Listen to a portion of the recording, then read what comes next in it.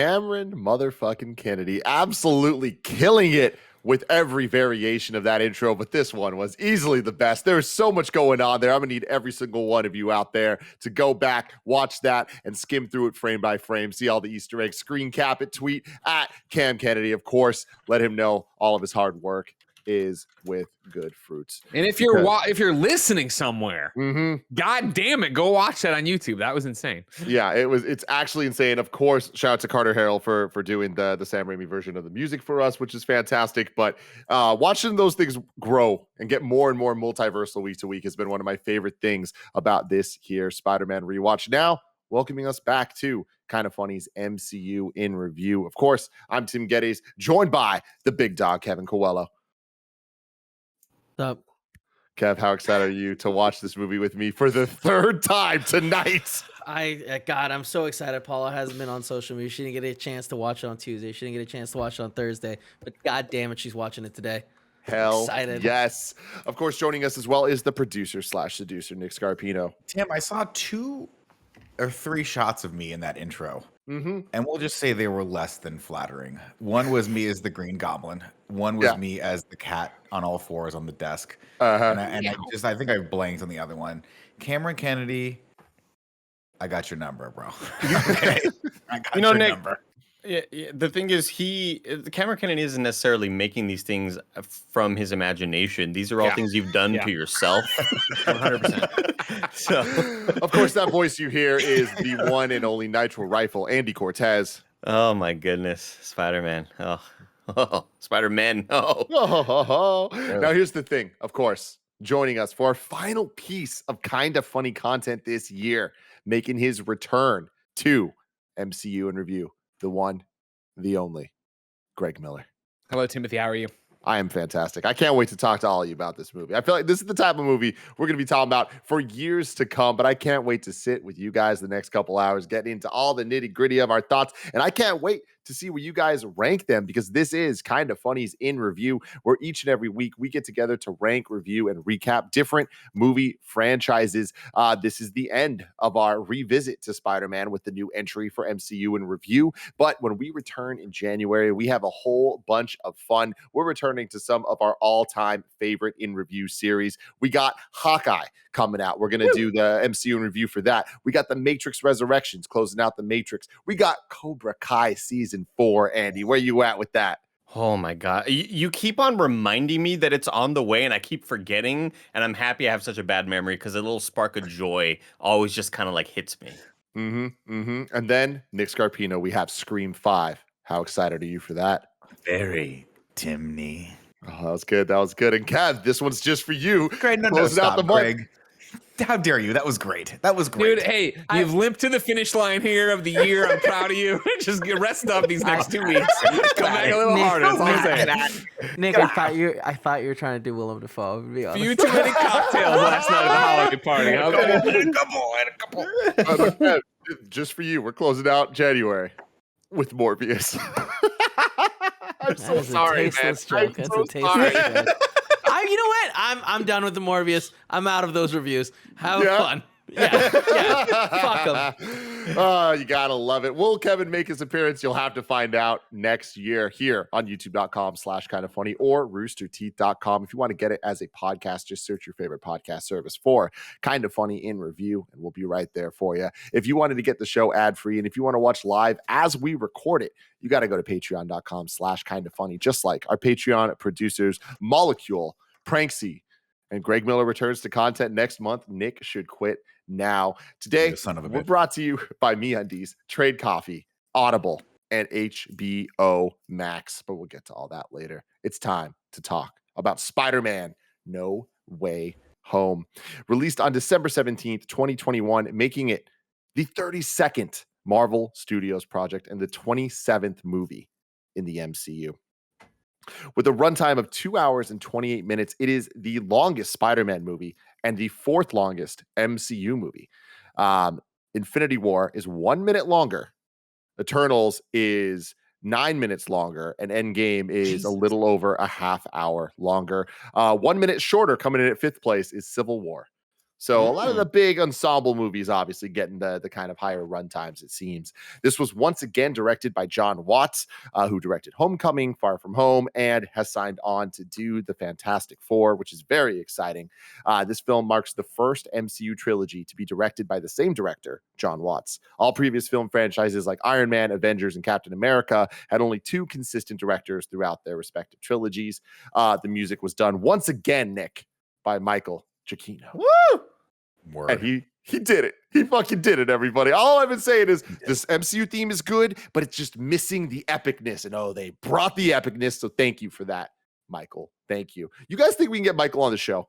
I want to get him on the show because I want to congratulate him personally. For the thing is, I'm sure he's not busy at all. It's not like he's one of the most, if not the most, highly demanded composers in the film industry right now. I'm sure he's got nothing. I'm sure he's got DJ Junkie or whatever. All right, pump Junkie your brakes. XL. He's not over there going.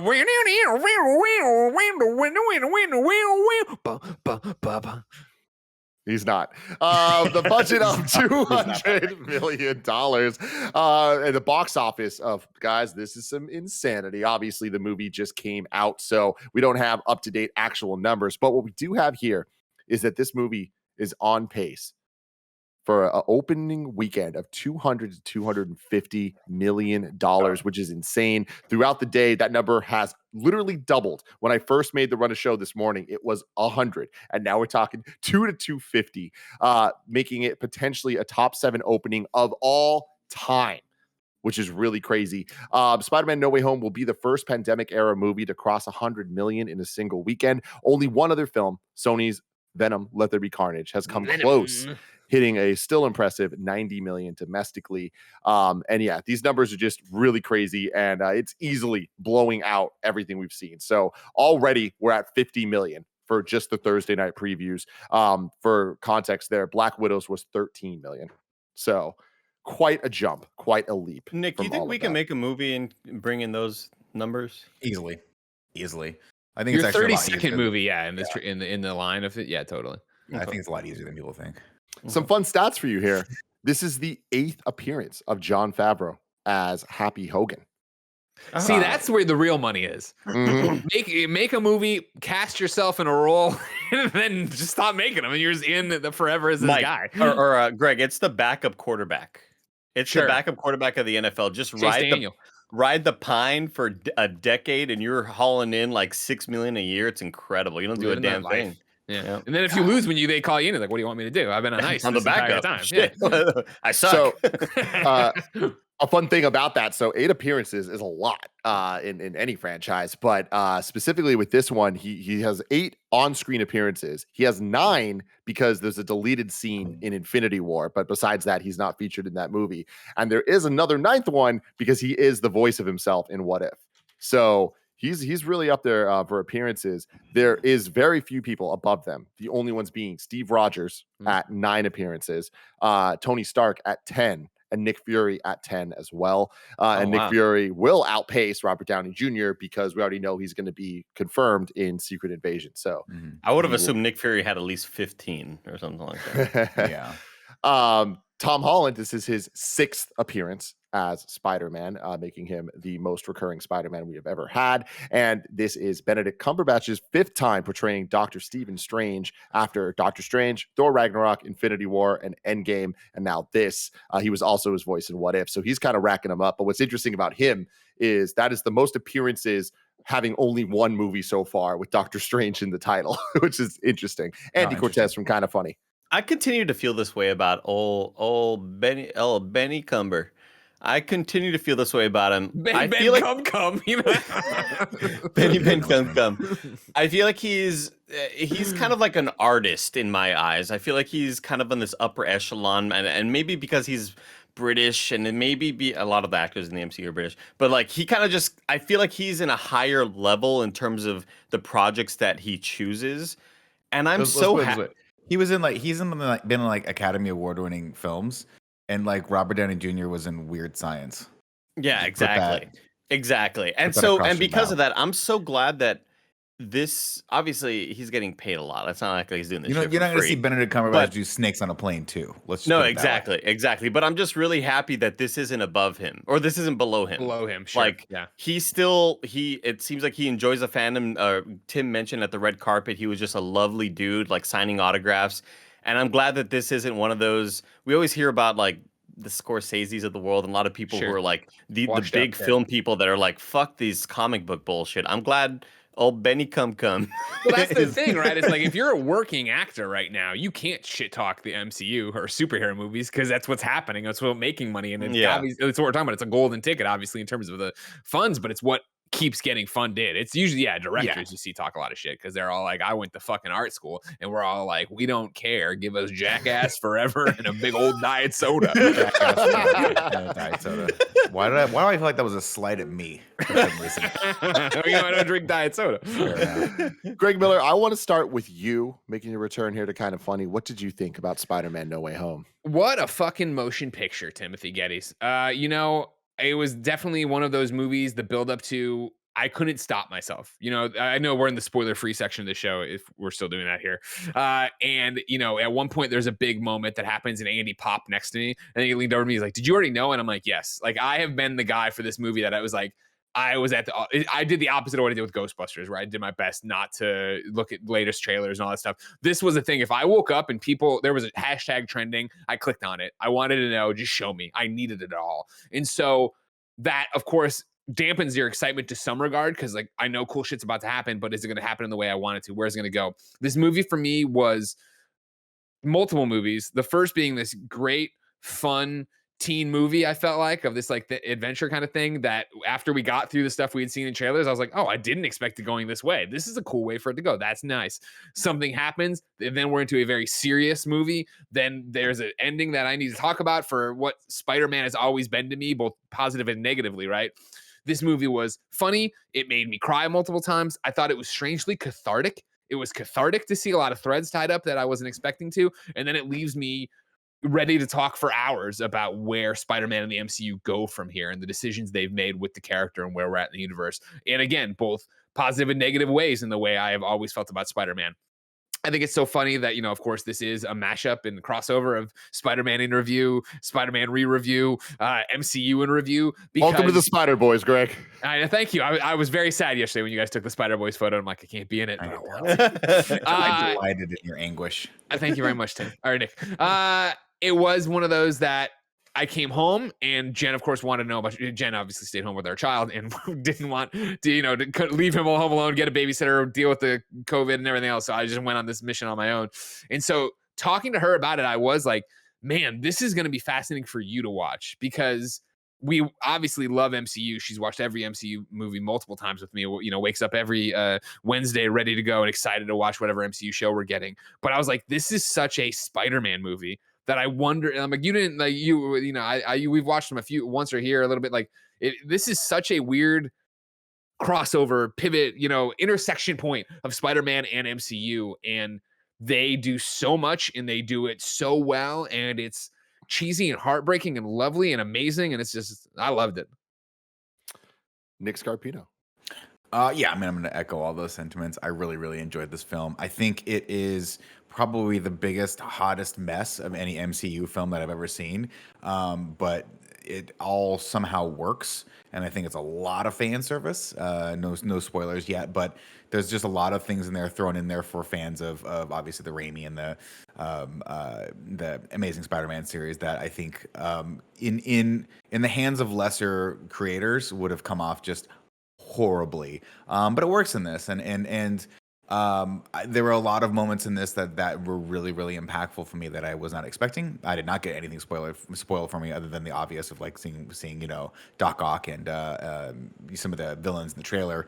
But a lot of the things they were able to do, and they felt new, even though we were kind of treading on some already worn ground. And that's the magic of, I think, the MCU is they gave us exactly what we wanted, only a little bit different, and it worked. And it's surprising to me that people are saying this movie or the runtime of this movie is long because it felt like it felt brisk to me. And just shout out to the leads in these characters in the movie, like Tom Holland and Zendaya and I always forget Jacob. they're great. And man, Tom Holland really has the stuff, man. He really does. This is one of the very few Marvel movies that I'm considering re-seeing in theaters. Wow. Andy Cortez. Loved it. I don't think it's without its faults. I do think it's messy in some parts, but they had a lot. I think your tweet kind of summed it up really well, Tim, of like, this movie had a lot of baggage to try to clean up and try to make neat. And I loved it all the way through. Whether it's the beginning portions of it, where it's mostly the sort of the main cast that we're used to, and kind of the culmination of everything near the end. I cried multiple times, whether it's from just hype and just excitement, or just really dark, sad shit happening. This movie is incredible. I can't wait to watch it again when I go back home for Christmas. This is one of those really special moments in like Hollywood movie history, and it's incredible that it not only happened, and it's even more incredible that the movie was as good and as enjoyable as it was. Kevin, you've now seen it twice. Where you at?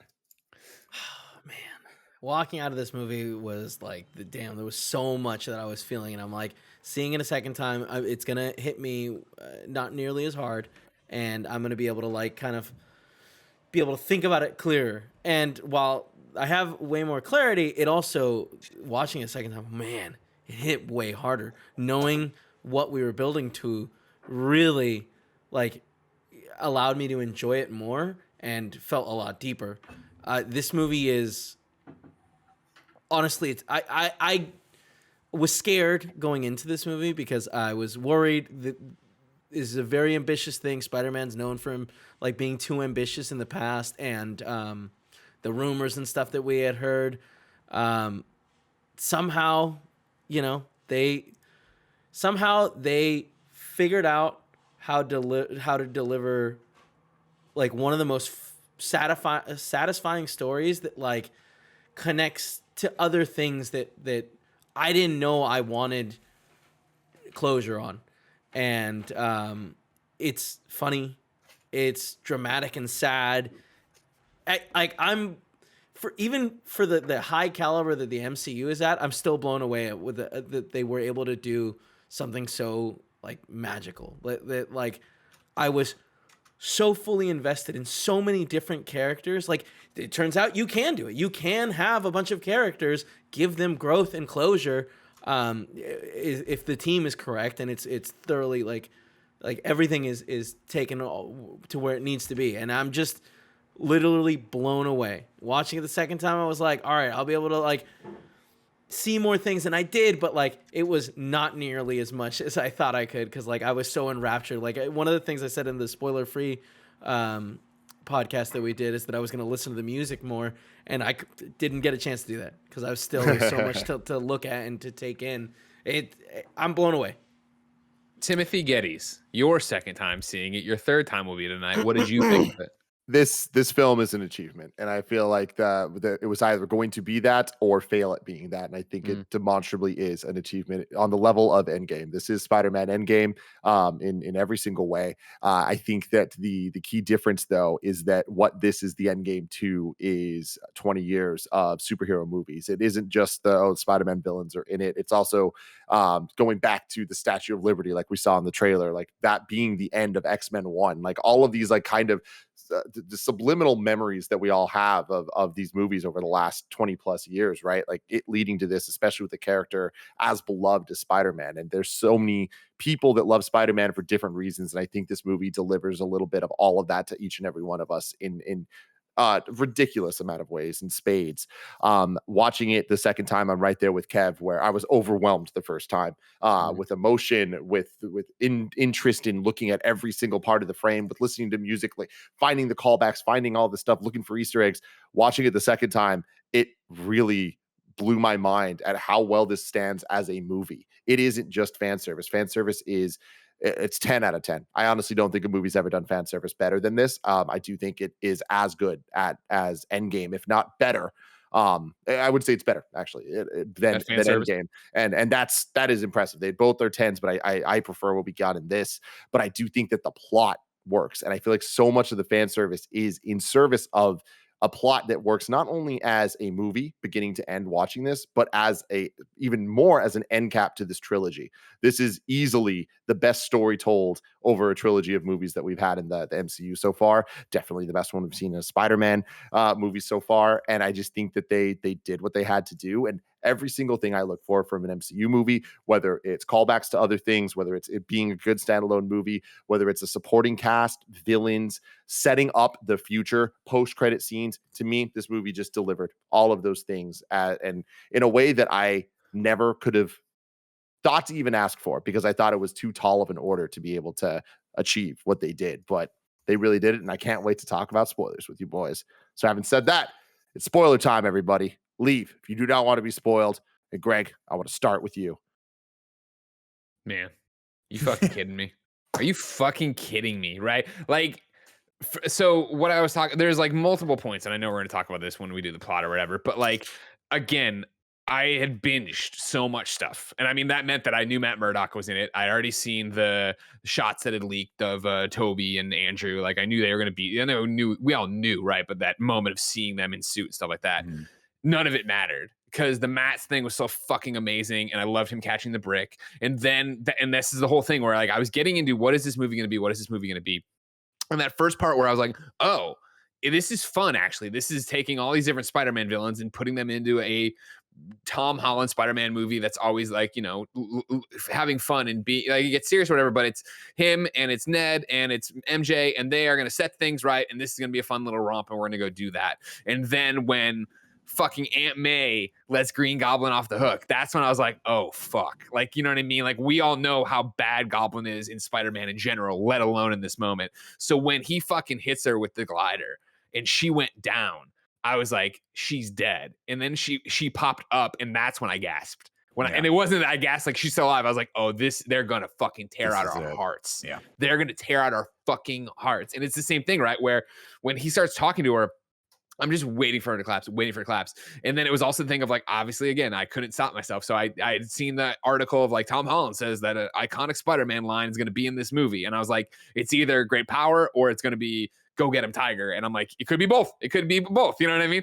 And so I'm like, oh my God, they're making her bend. They're doing this thing. Oh my fucking God. And they do it and they crush it. And I was like, oh, and that's when the movie obviously goes so dark. But like, even when it was fun, when they went to Happy's thing and all the villains walked by the security camera, that's when like I went from trying to figure out what this movie was to just grinning like an idiot. And then they break my heart. And then it's like, all right, cool. As soon as that happens, here are the other Spider-Man. And then it is like, let's get them all like in such fun lines of, not even fun sometimes, lines of dialogue. Let's catch up and show the bond. And like, this movie does so much. And so like, very much like when we get to plot recap, you all have to help me. It's very much a Ghostbusters Afterlife situation where I was sitting there just feasting my eyes and not trying to think of how I'm going to plot it all out.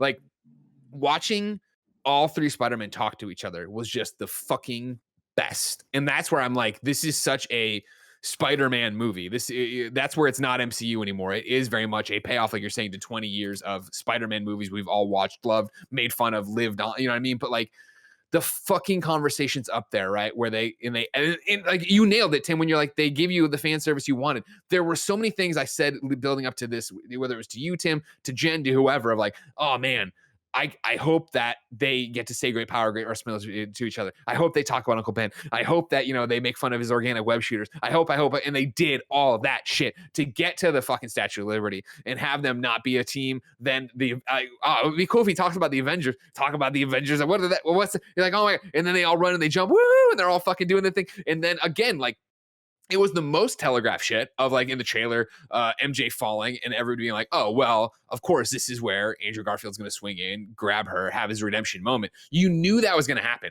but I didn't know that he would still be so fucked up about it. Yeah. I did know that they would give me a line of dialogue of him being like, no time for Peter Parker stuff. I kind of went off the deep end and got really violent. And like, I've been in a dark place. And so to have him do it, fucking land, do everything, like the audience cheered, he drops, he does it. Are you okay, MJ? Yeah. And then her moment of, are you? And it was like, oh my God, just fucking crying. You know what I mean? Of like, again, Amazing Spider-Man 2, whatever you thought, and like, oh my God, all the eel jokes, whatever you thought of it, right? Like it was part of that. And obviously we know what Peter Parker in general carries with the weight of Gwen Stacy. But to see that and get that thread, get that closure, get that thing, get that moment, have these things that like, we never got to see, again, the leaked Sony emails that they wanted it to be Andrew Garfield in the MCU, but it just didn't work out, right? As bad as Spider-Man 3 was with Tobey Maguire, that you never got Spider-Man 4, to get this moment that like, I would have never thought we would have seen, and to have them fucking crush it and do it, let alone then to get to an ending that is both so Spider-Man, and then so also the thing that has turned me off to Spider-Man comics, as I've talked about before, the Clone Saga, Brand New Day, stuff that I think are crazy decisions. They make a crazy fucking decision at the end of this that I find so heartbreaking, and not in a way of like I'm let down by the films. So heartbreaking for Peter to carry and go, but that's what Spider-Man is and who they've made it. And there's so much to talk about in this movie. I'm sorry to eat up all the oxygen, but that. Whoo, Tim. Woo! Andy Cortez, where you at? Oh yeah, I mean, shit, fucking, like Andrew Garfield and Willem Dafoe are just the stars of this movie for me. Like apart from all the other, just from Tom Holland being such an incredible actor, and I loved Zendaya in this movie. I loved Jacob Batalon in this movie. I liked seeing their character growth. I liked seeing, even at the end, even though it is heartbreaking, knowing that Tom Holland and this Peter Parker, this sort of sets the ground, or sets the tone for what the rest of Tom Holland's Spider-Man and Spider-Verse will be. I don't know, man. It was incredible.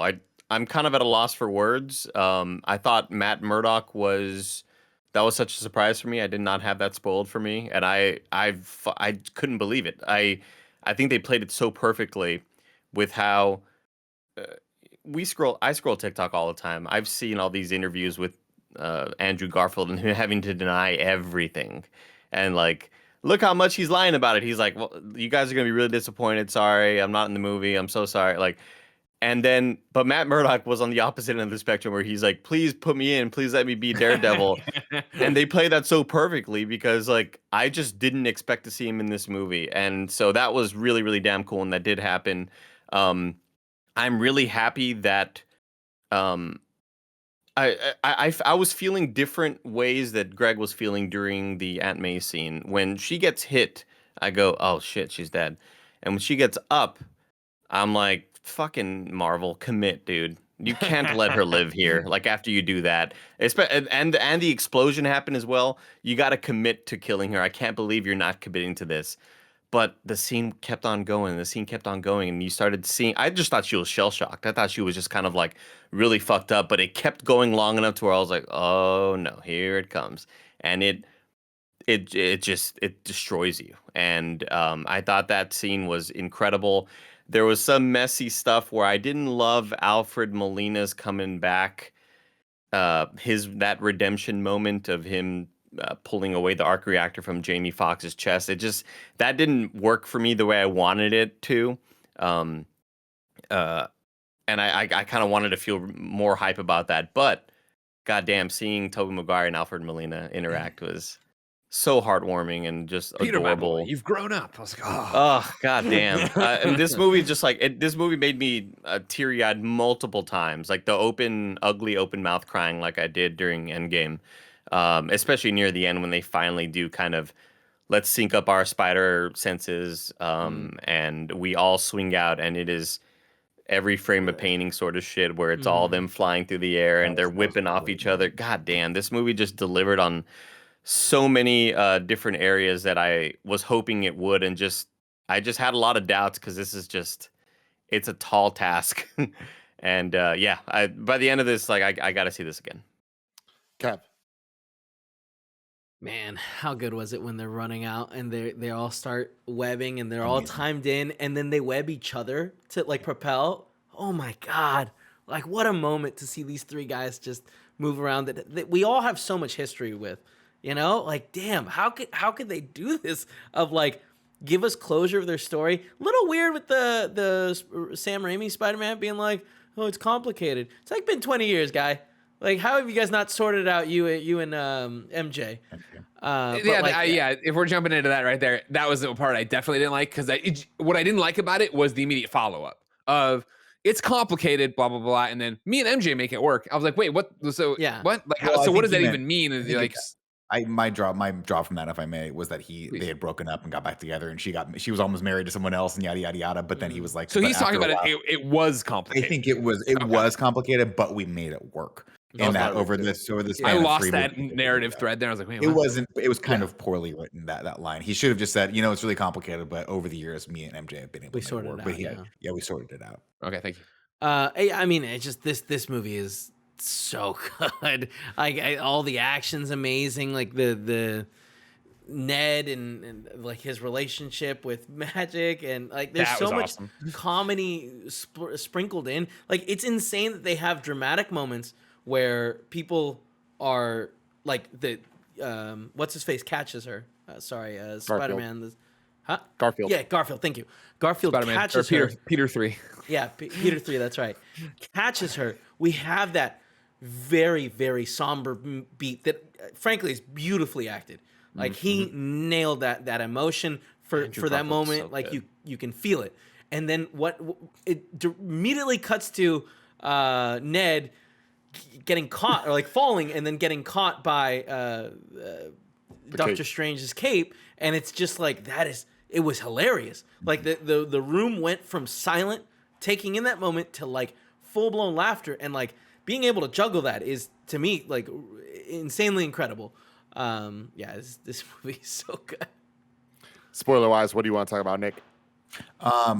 Just the idea that a lot of this movie, 100%, like there's a lot of this movie that should have been left on the cutting room floor, and I'm glad it wasn't. In other movies, if I'd had seen a lot of these scenes of improv, I'd have been like, oh my God, they should have cut this out. And some of the stuff went a little long, and a lot of it was very indulgent. It was a lot of fanfare, right? But I'm very glad they left it in, because it was a fitting farewell to Tobey Maguire's Spider-Man and to Andrew Garfield's Spider-Man. It was kind of the resolutions that they deserved. I was shocked that they were able to actually have a fitting arc for Andrew Garfield's character in there, because we really did leave him in a dark place. And I remember I walked out of the theater thinking, hey, Sony makes interesting decisions with their Spider-Man properties. Why not make it a third Andrew Garfield film? I'd you'll watch get it. We talked You'll about get that after the end of our review for Amazing Spider-Man 2. I was like, I like him as this. I think he should get one more crack at it. And now that he's got it, I'm like, kind of thirsting for more.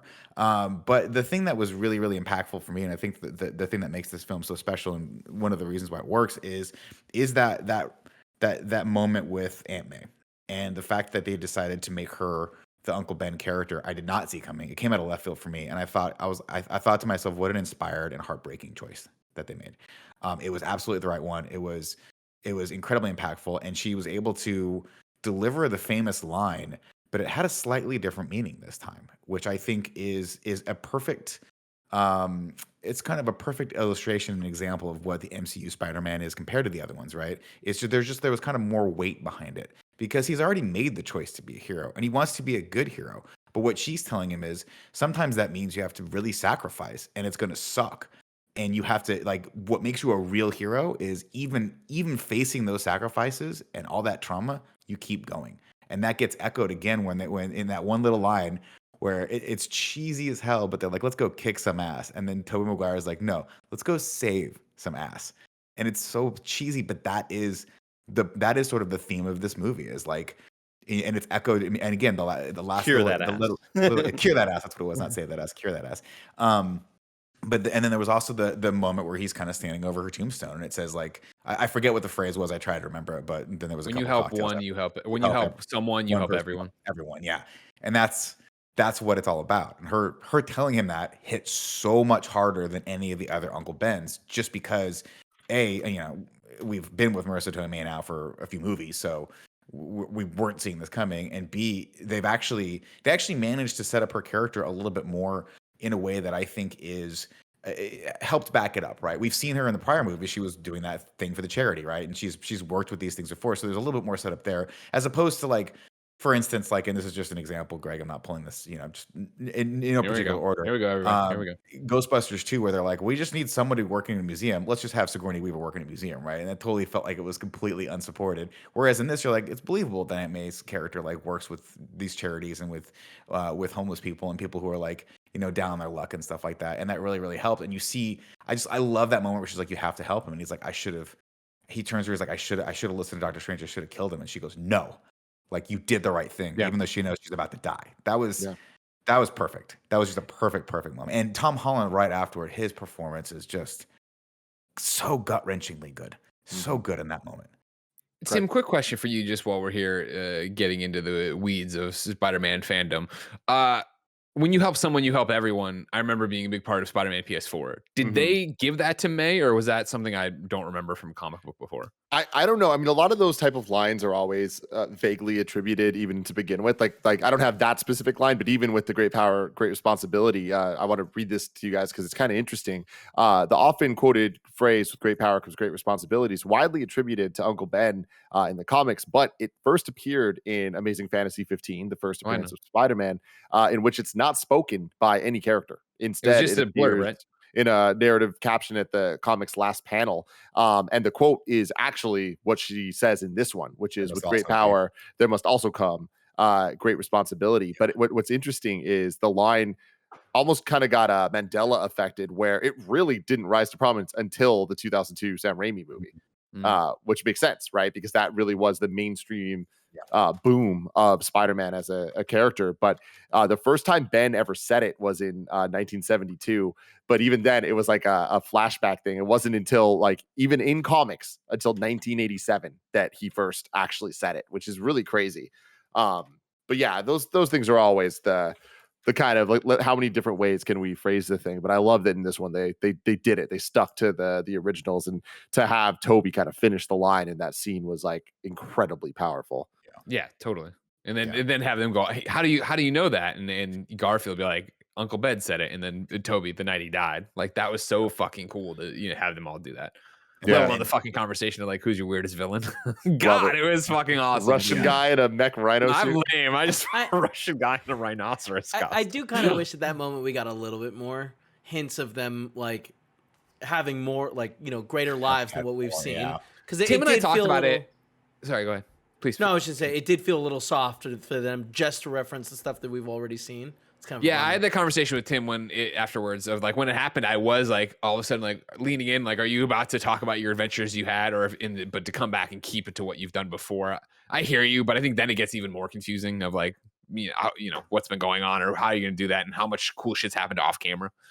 I'm the biggest sucker for that type of stuff. Like, I love that type of lore and world building and Easter eggy type shit. But I think that with what this movie accomplished and did, I think it was key that they didn't do it, because, guys, for months I've been saying the success of this movie in my mind is really riding on, are these actually the characters from the movies that we knew, and they make that work? And they were, and they did. And I think that because of that, adding more stuff than we knew, I think could have like messed that up potentially. And I think that because they kept it straight and kept it literally to the canon that we know, it allowed the moments to hit harder of Andrew Garfield, like him just saying like, I stopped pulling my punches. We start filling that in, and I think that's a better headcanon type thing than if they had started like name dropping more Easter eggs.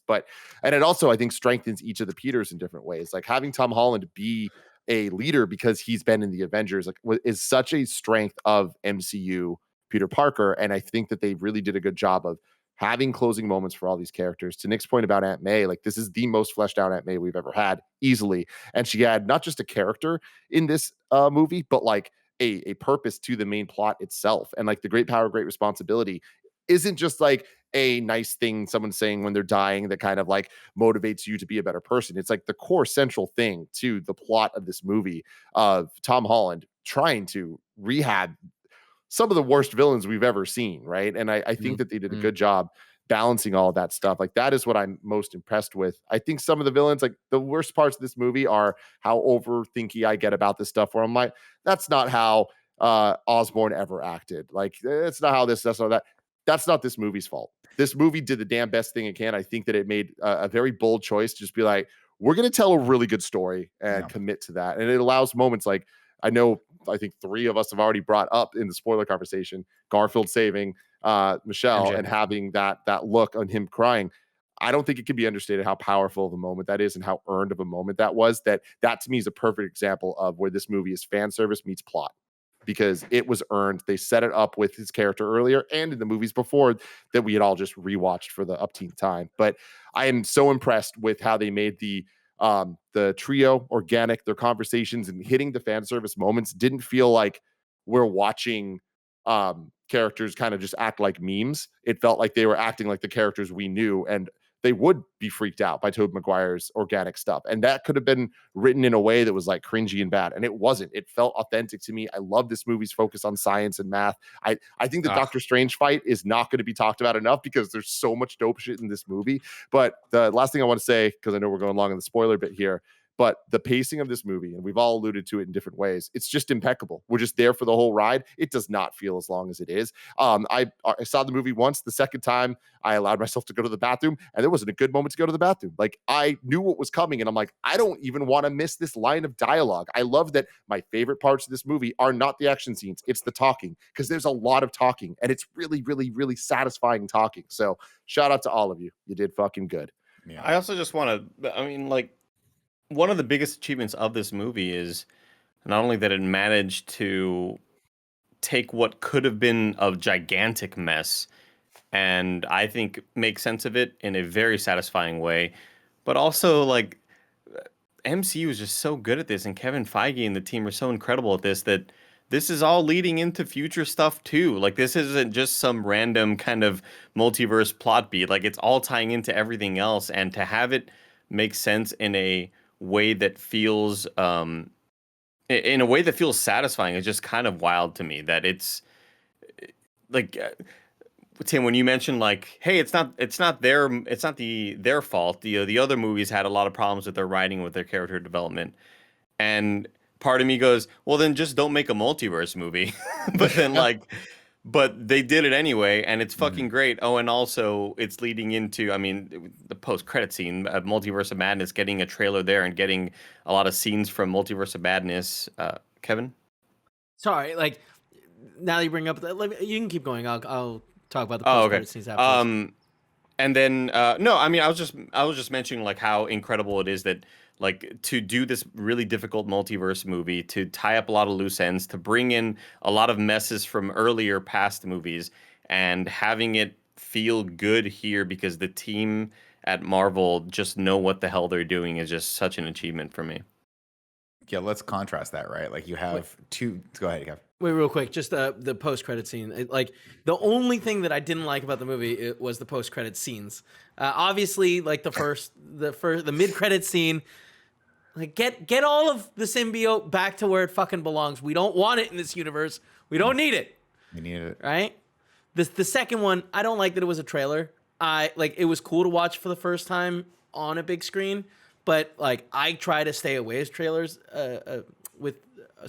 trailers as much as possible. And I kind of felt like we were robbed of a little fun moment, especially with the tone of the end of the movie being so serious. I was hoping we would get, like, Hannibal Buress on a QAnon-like website, talking shit about Spider-Man. I thought that, like, something like that is such a fun thing that they always put, and it was kind of bummer to see a trailer that I probably have to watch for work at some point, instead. Yeah. I thought we were gonna get a taste of Gwen Stacy or something like that, like a little tease of, like, something to come, for a little glimmer of hope for him later. But see, that had been my hope. First off, I don't mind the trailer, but I can get to that later. In terms of, like, what I thought, if you would have asked me during the movie and then, like, after mid credits, what I thought the end credits was going to be, I was thinking that, yeah, we would get Garfield going back to his universe and bumping into his MJ. Yeah, and I always forget it's that she was cast. She's the woman from the HBO show I like. Shailene Woodley, something like that, right? Sure, I don't know her name. She was Ziggy's mom on the Nicole Kidman show. All right, cool, I nailed it. We're not worried about the name anymore. It's the show I'm thinking of. Big Little Lies. Yes, thank you. Right, Little Big Lies. I wanted them to bump in and, like, him, open his heart up, kind of thing. I thought that's what would happen. Doesn't matter.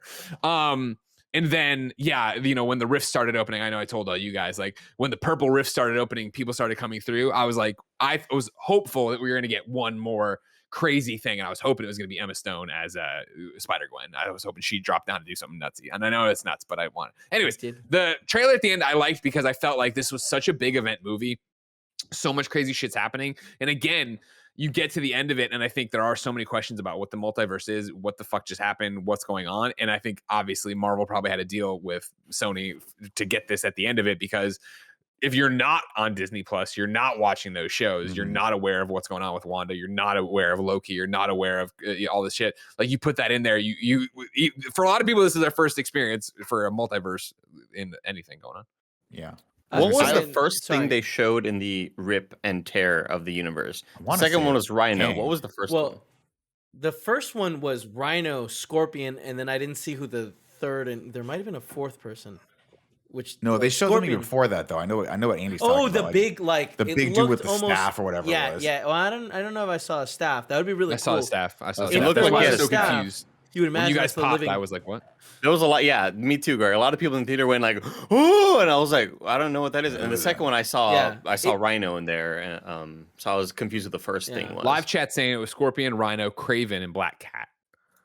Right. So that was the. So there were three, because then we see Rhino even clearer after that. Okay. Yeah. But the first guy definitely had, what are the giant guys from space that we saw? Like Celestial? Celestial. They said that was Kraven. They're saying that was Kraven. Oh, that was Kraven. No, he definitely he didn't have human proportions. Like, his torso was way too small, and he was also massive when compared to the other ones that we see. We'll have to stay tuned tonight, Kev, to find out. I want to speak on the post credits real quick. I absolutely loved both of them. I think the Venom one is best case scenario, where after Let There Be Carnage, we were so bummed that they were doing this. I'm so happy he wasn't in this movie. It would have overcrowded it. I think that would have caused problems.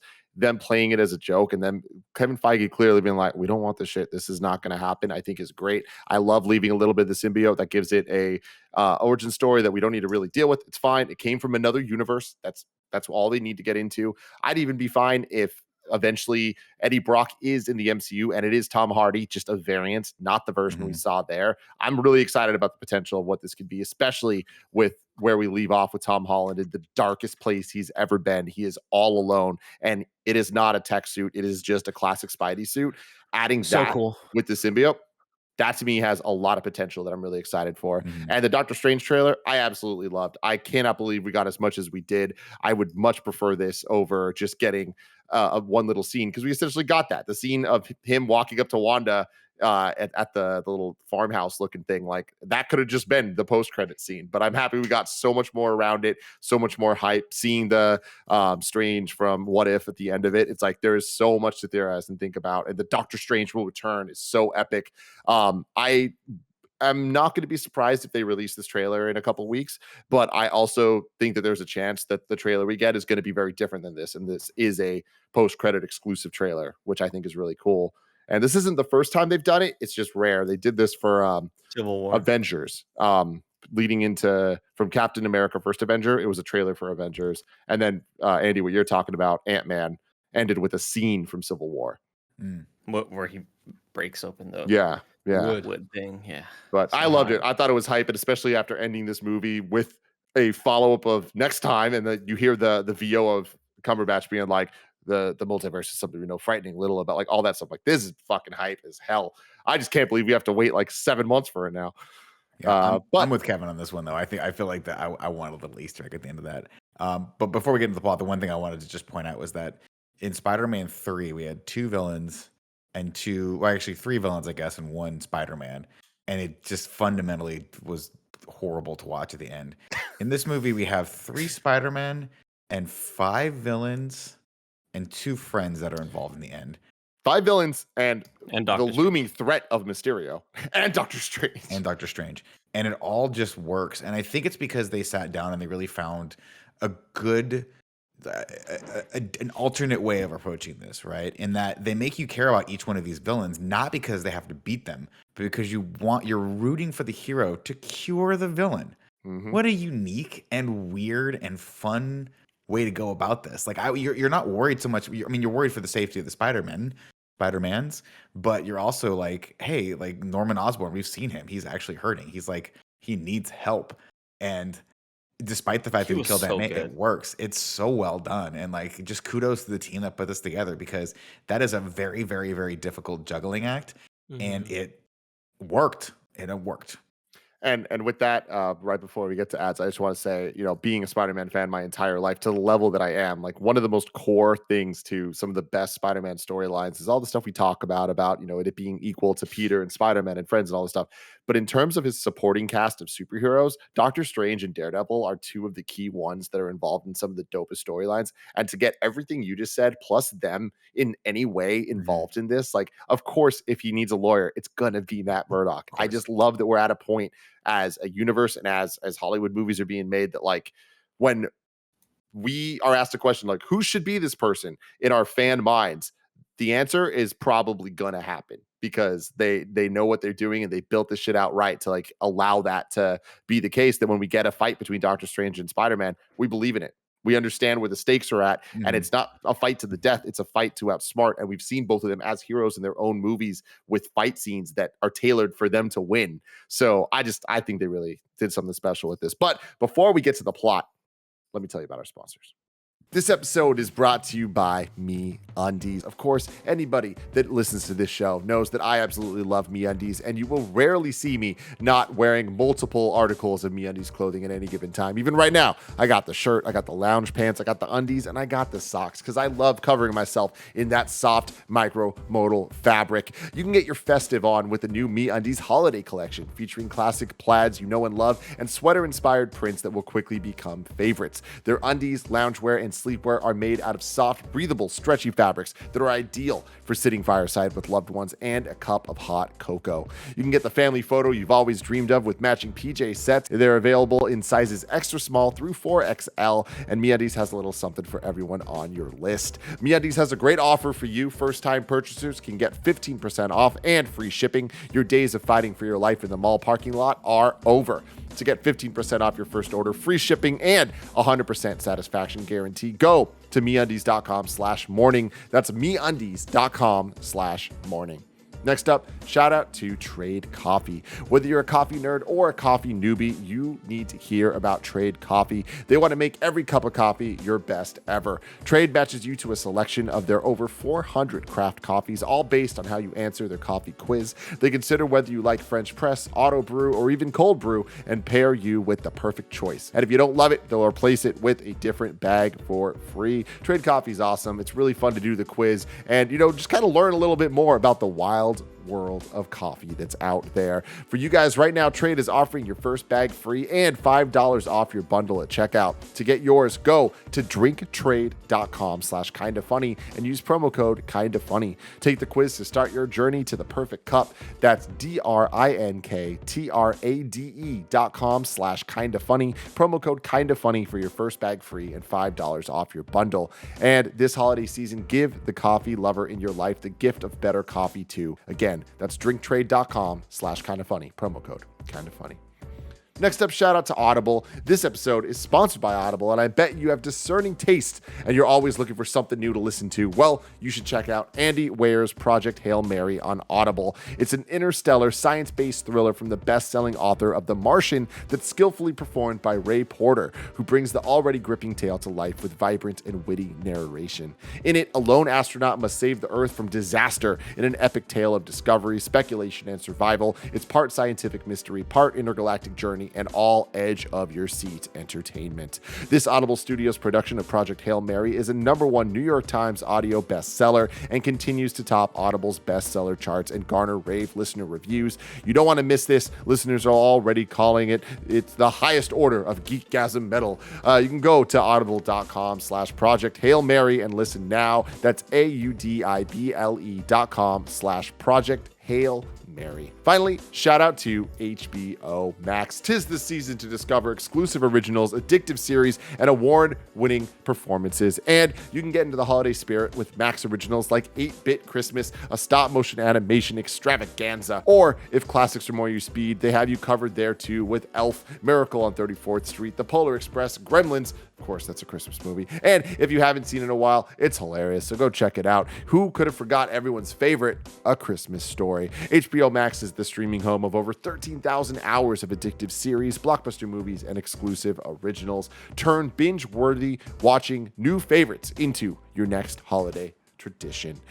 You guys, I've been loving HBO Max. I've been loving it a lot. There's so much fun stuff to watch, whether it's reality shows like F-Boy Island or the upcoming Matrix Revolutions. Get hyped. I can't wait to see it. Visit hbo.ax/KFDEC to start streaming on your favorite devices today. That's hbo.ax/KFDEC to start streaming on your favorite devices today. It's a kind of funny December. KFDEC. Check it out. Plot, plot. Plot, plot, plot, plot, plot, plot, plot, plot, plot, plot, plot, plot, plot, plot. Everybody, welcome to Spider-Man No Way Home. We start right where we left off, ladies and gentlemen. Far From Home ended, of course, with the news report kicking over to the one and the only J. Jonah Jameson, announcing to the world that Peter Parker was in fact Spider-Man. We pick up there as your logos and credits roll with the narration of the Fox News guy leading into, of course, JJ's reveal. And then there it is. What the fuck? But it's bleeped by a little horn or whatever. And pandemonium on the streets of New York, of course, as there's a giant group of people already on the street who just saw Spider-Man put down MJ. They immediately are right into it of just, oh my God, freaking out. Peter looks down at MJ. They're starting to surround her, asking if she, she's knows him, if she's his girlfriend. He just came down, blah, blah, blah, blah. He jumps down there. He grabs her. Let's get out of here. He has to push the lady away, and the lady immediately is like, Spider-Man, push me. I loved it. You saw it. He hit me. Yeah, exactly, right? The guy jumps up and grabs his leg. Yeah, and he flails off, right? Yeah, so fucking good. This whole sequence, I think, was presented so tonally different than the way it was presented in any of the marketing material. It was way more fun and silly, and I did not expect the intro of this movie to have such a lighthearted tone, even despite like what the actual danger, not really danger, but just like the fact that everybody knows and everybody thinks you're a murderer and that you killed a lot of people, and it was like a fun romp. And I just was not expecting that whatsoever, and yet it still works because they just kind of know what to do and how to get the exact sort of percentage of funny to, like, what the threat is, what the tension is, With that, I think it's a testament to the quality of the writing of these characters for the last three movies, so that when we get Zendaya, Jacob, and Tom together, or even just on a cell phone together, and the dialogue on script is literally dude. We know that means so much more than just saying the same word 5 times. You know what I mean? Like these people are friends, and we know their history, and we understand that each dude means something different. Mm-hmm. Dude, indeed. They swing up, they get to the top of the bridge. Well, first off, of course, MJ's freaking out the entire time because, of course, we introduced web slinging with a partner at the end of Far From Home. She hated it, right? So her jumping off, like when they the second time they swing, and she's like, okay, let's go. And they jump off the bridge. The look of fear on her face, it's like, that's acting, man. Like, she nailed that. It's such a great thing because, like, for me personally, as a dumb kid watching Superman over and over, Richard Donner, right? Like, at no point in time did I ever think of when Superman and Lois are flying and Superman literally they're holding hands, like going like this, that she would just be dangling. Because you're a kid, you're not thinking, like, back in the day, I'm sure it's a superhero movie, nobody's paying attention. And I remember when that was revealed to me in, like, Wizard magazine or whatever, I was like, oh my God, that's crazy. It's so fucked up then too. All the Spider-Man movies I've ever seen, all the Spider-Man comics I've ever read, I never thought of what a fucking terrifying, horrifying experience that would be for a normal human being. We are so used to fucking MJ hugging a mannequin in Spider-Man 1 as they stiffly swing. You're like, oh yeah, it would be great. It's like skydiving, It was so fucking awesome that they acknowledged that at last movie, and then they continued it on here, right, as they go through. And again, we get the dude call with Ned. We get everybody freaking out. People, the helicopters watching them. They jump down, they go into the subway, almost get hit by a train. Another terrifying thing. Of course, Peter was in control. Get him over there. How cool was to see that in live action? Him just coming like right up to the train. Maneuvering down there, because like we've seen that in one of the games, right, where you're fighting whole games, Lizard in the Never Stop game, Shocker and too, Sandman. Right? Yeah, definitely. Yeah. But it's just wild. I loved it. It was awesome. It was amazing. Eventually, of course, they use the subway tunnels to get back to the house, Peter's house, or apartment. As they come, or they come in. Well, where we get a thing of Happy crying at the front door because May is breaking off the summer fling with him. It's over. Get out of here, kind of thing. He's like, you can go longer. He's negotiating, talking, trying to stay in the game here with May. Of course, then they hear MJ and Peter in the room. They go in, they open the door. It looks like they're getting ready to get down and have sex. In fact, it's, just the pandemonium of the situation right there. May makes a comment about safe sex. It's real funny and stuff. And then Peter runs around the house, webbing windows, closing things, trying to, talk to them, to break the news to him or to them about what's going on and divert a bit, right? But of course, yeah, sorry, Andy Cortez. Were they born in labs? Now it's time to rank those abs. What's up, everybody? Welcome back to Rank Those Abs, a podcast within a podcast here, brought to you by our sponsors. I'm your host, Nick Scarpino, alongside Andy Cortez. Andy, how are you feeling today? I'm feeling great, especially after seeing the bulk and the glow up of an already muscly and tight Tom Holland. This dude got bigger and his body is fucking chiseled. Holy shit. Now, Andy, of course, we have to ask the question on everyone's lips right now. What's better, Tom Holland's abs or the terrible wig that Benedict Cumberbatch was wearing the entire movie? Oh, God. What the fuck? Pick the Just song, buy his Andy. hair. Okay, hold on. I have the song Is actually it a right here. wig? Is it a wig? I said Andy. I don't know. Wigging out with Scarpino. What's up, everybody? Welcome back to the podcast within a podcast. Wigging out with Scarpino. I'm your host, Nick Scarpino, alongside my co-host, Andy Cortez. Andy, how you feeling today? I'm feeling great, Nick. Thank you for asking. Also, I thought we would reference this when we see Benedict Cumberbatch. No, I'm sorry, I had to throw it out there because that was the problem. Was it was bad in this, and then it was somehow even worse in the trailer for the new one, the Horror House of Madness. Dude, they got dude, just dye his hair, bro. Like, what are we doing? Why do we have this Eddie Munster Dracula wig on? It was on poor Benedict particularly Cumberbatch? terrible at first introduction. It was, and then like later on, when it must have been a reshoot or something, because later on he's got the loose hair. I guess I actually have like the loose hair hanging. I was like, that looks good. Like, you know what I mean? Now it looks natural. This looks as bad as the wig. Like when they cut back and forth for the reshoots for Justice League, or it was like Ben Affleck's like 20 pounds lighter and it clearly has a wig, and you're like, oh my god, this is terrible. Jacob Batalon's wig's still pretty damn good. Well, yeah, because we're staring at every scene. Born in labs. Now it's time to rank those abs. I just want to give a shout out to Jacob Batalon for losing a staggering 102 pounds for this role. Louise. That's nice. Yeah.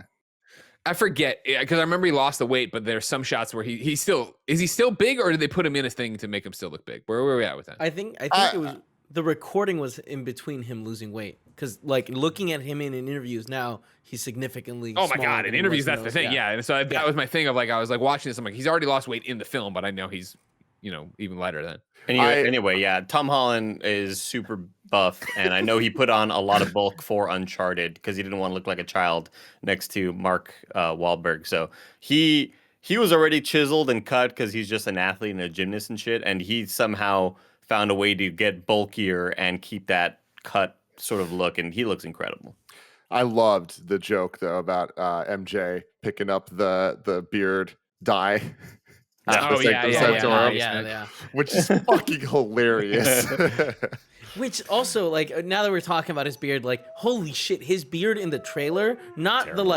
the Strange Supreme one, but like him at the start of it, it's just like it looks like he dyed it jet black, and then someone was like, let's paint lower it over. the saturate. Yeah.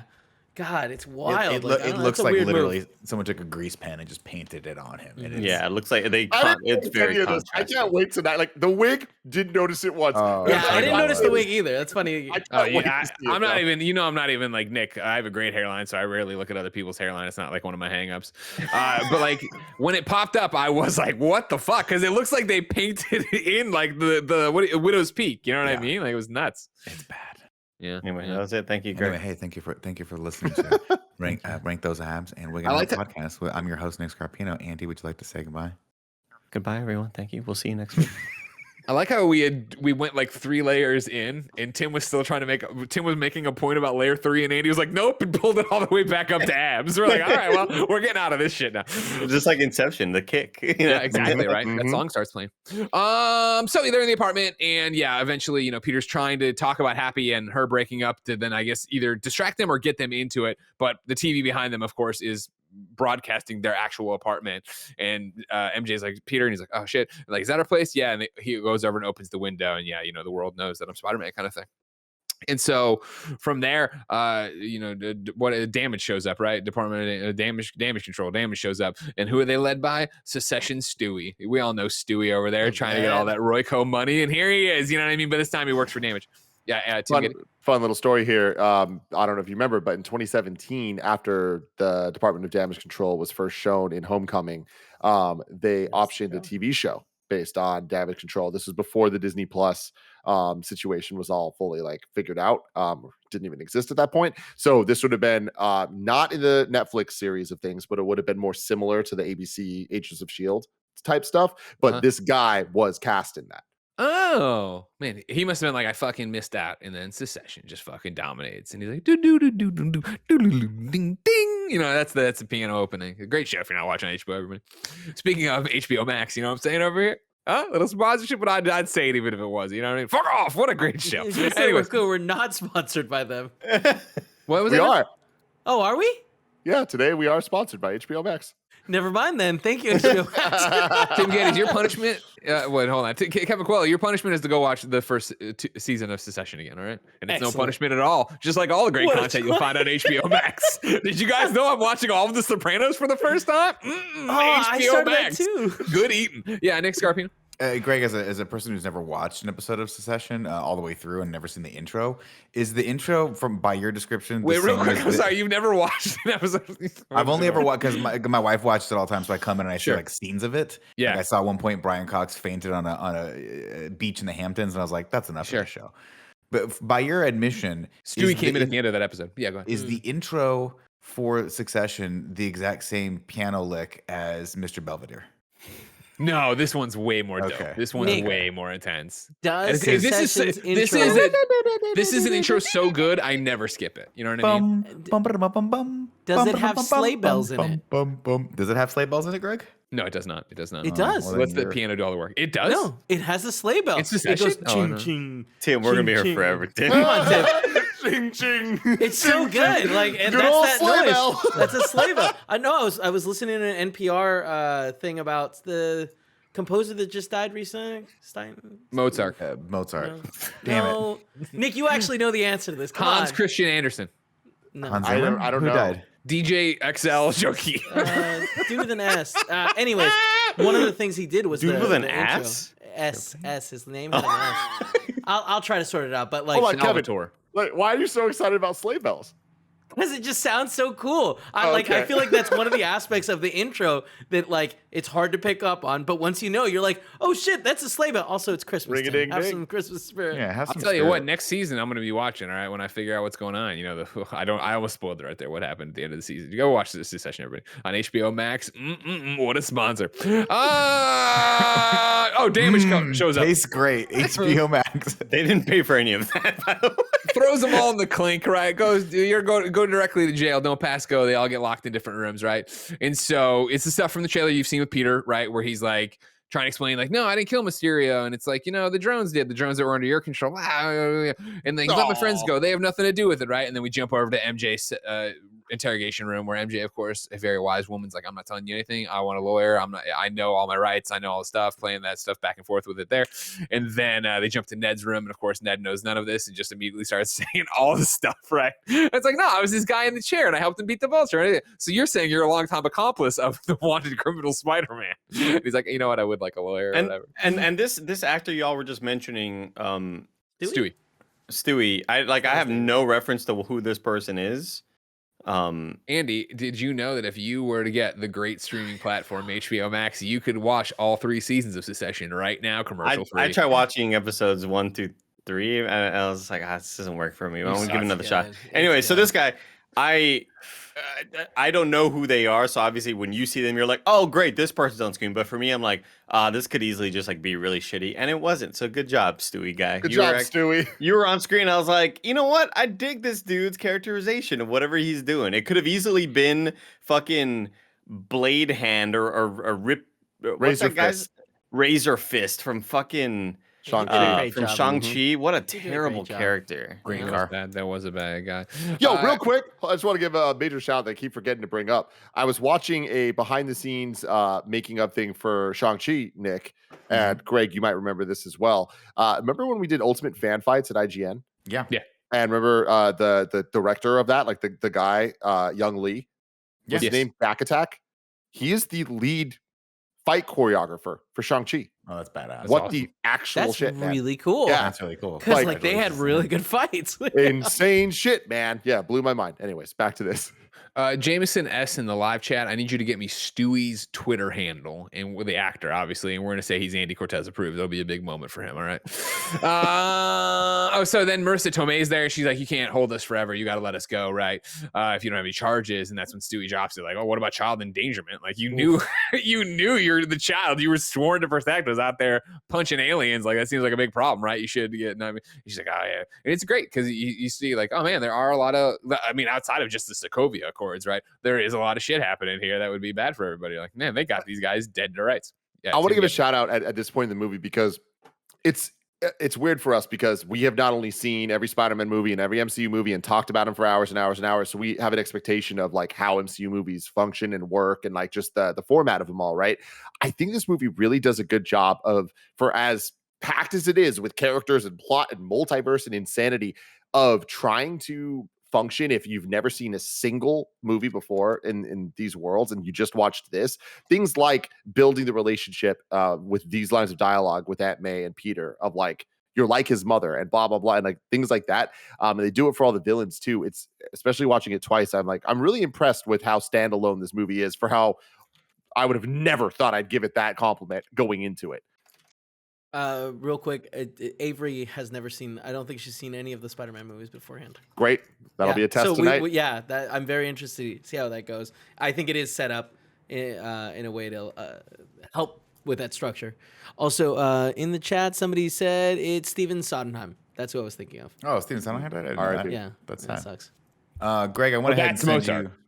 Yeah, that's Mozart. Okay, so and then thank you, Kevin. You and ZPol6 Gaming got me Arian's Twitter here. So I'm saying good news, Arian Moyed, or probably Moyed.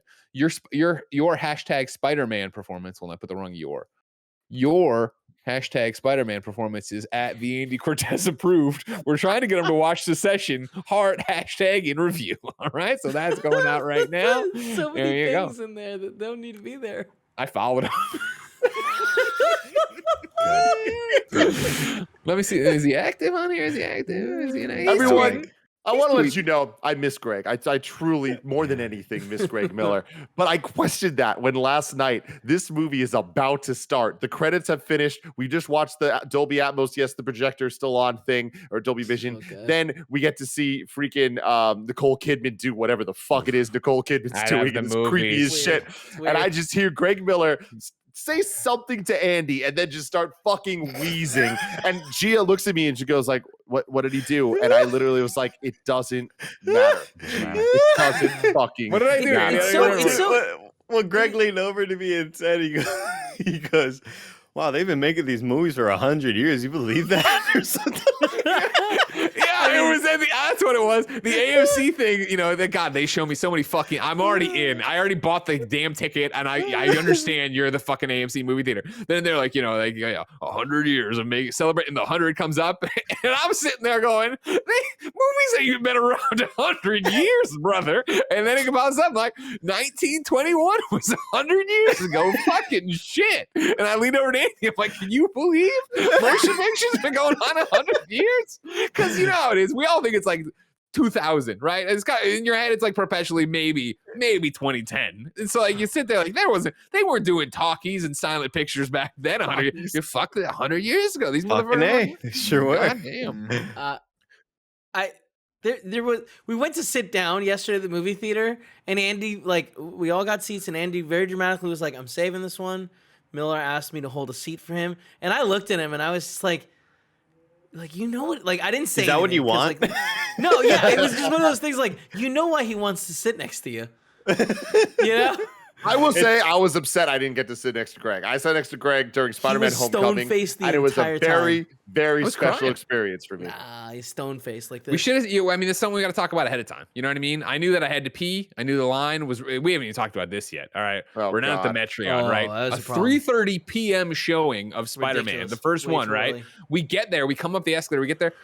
The line is outrageous, and I'm like, oh, this is the concession line. Fuck, I can forego the popcorn. No, this was the ticket taking line. Mm-hmm. We got in this giant fucking line, and it was that thing where it's like we got in at 3:10. The movie starts at 3:30, and everybody's checking their watches over because it's just not moving. Kevin, of course, being Kevin, goes to the front of the line just to find out, like, are you going to hold the movie because you guys can't figure out how to take tickets?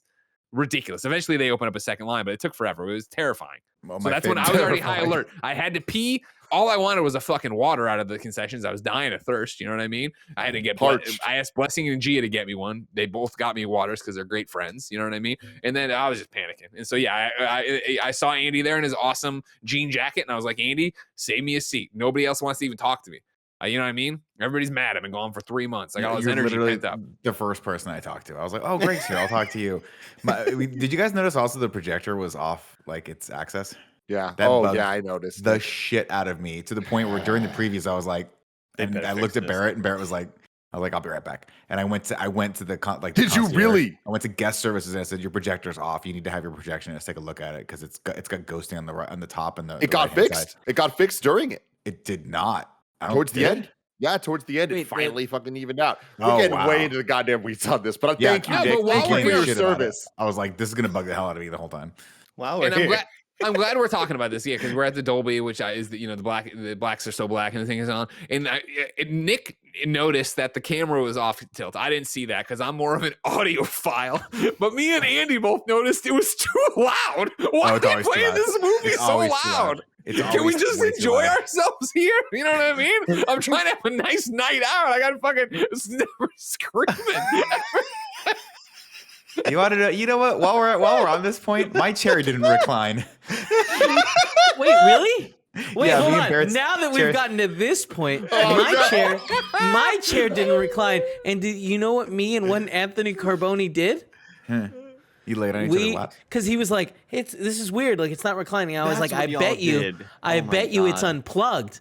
So what we did is I put a huge my phone out, turned the flashlight on. We looked behind the seat, and sure enough, it was unplugged. What had happened is that the wire at some point got stuck between the mechanism and the chair. So what we had to do is lift up the chair while Anthony put all his weight on to grab the cable to pull it out of where it was stepped on. Pulled it out, we plugged it in. We were comfortable the entire time. Damn, What a I was ride. not. I was sitting up like an old man, just sitting up on my porch watching kids play on my grass, just angry at it. Although I swear to God, I thought it was a 4D experience because my seat shook like crazy during some of the subwoofer parts. It's the best. I love it. Continue, Greg. Oof. Yeah, we still talking about this movie? Jesus. So okay, so then it's like, yeah, you know, all these horrible things we're gonna do, right? And so then it's like, okay, cool. Then they go home, and this is where they're talking around the kitchen table about it, right? And this is where Matt Murdock's introduced, and he's there, and it's like everybody's, yeah, Matt fucking Murdock, yeah, and he's like, yeah, you know, don't worry about it, and like this is what's happening, and he's like, you know, and then he gets off the phone, I guess, when he comes, like, good news, they're dropping the charges against you, Peter. You know what I mean? They can't prove that you killed Mysterio. I was so stunned by all of this that I blinked and suddenly they weren't in trouble with the law anymore. And I was so confused by it. Like, they're suddenly back in school, and I was like, oh, so like they're totally good. Is that what Matt Murdock was talking about? Because fuck, I was just so surprised to even see him on screen. I've never seen Andy, like, when Matt Murdock first came out, it was about 3 seconds later when it hit him what was happening. He looked at me, and I swear to God, he went like this. Like, just the most shock of, like, he just did not see this coming. Well, Greg didn't make a reaction. I didn't know that this shit leaked apparently 2 months ago. So I was like expecting Greg to do something. I was like, did you know about this? Yeah. And I was like, This is damn. not okay. And that's It's why not I okay decided that to we look can- at Tim and be like, this is crazy. What the fuck? This is the first time where the auditorium like audibly pops. Like, people And cheer. by the way, and like it was like it's the way it was shot too, where you see them all on the couch and you see his hand with the stick come in first, and I was like, no effing way. And then he sits down, and you're like, good for you, good for them. They're so good at this, man. It's so. And I love the cool. line too, where he's like, "How did you catch that break?" He's like, "I'm a really good lawyer." Yeah, I was gonna get to that. I love that when it comes to. Cool. But yeah, because he sits there and he tells, "All right, good, you're fine, Peter. Everything's great for you. Happy, you fucked up a lot of shit though. They are gonna come looking into you. You need a really good lawyer." And blah blah. They talk a little bit longer, and brick through the window. How'd you catch it? I'm a really. It's good one of those Sorry. things where I love the fanfare of this, but it makes no sense. Happy is still doesn't he still work for Stark? Isn't Stark Industries a multi-trillion-dollar company? Don't they have lawyers? Wouldn't you just be able to call Pepper and be like, "I need it"? Well, like, he's not. massive He's not lawyer? his lawyer. He's just there, and that's when he's like, "They're not dropping the charges against you. You got to look into your thing."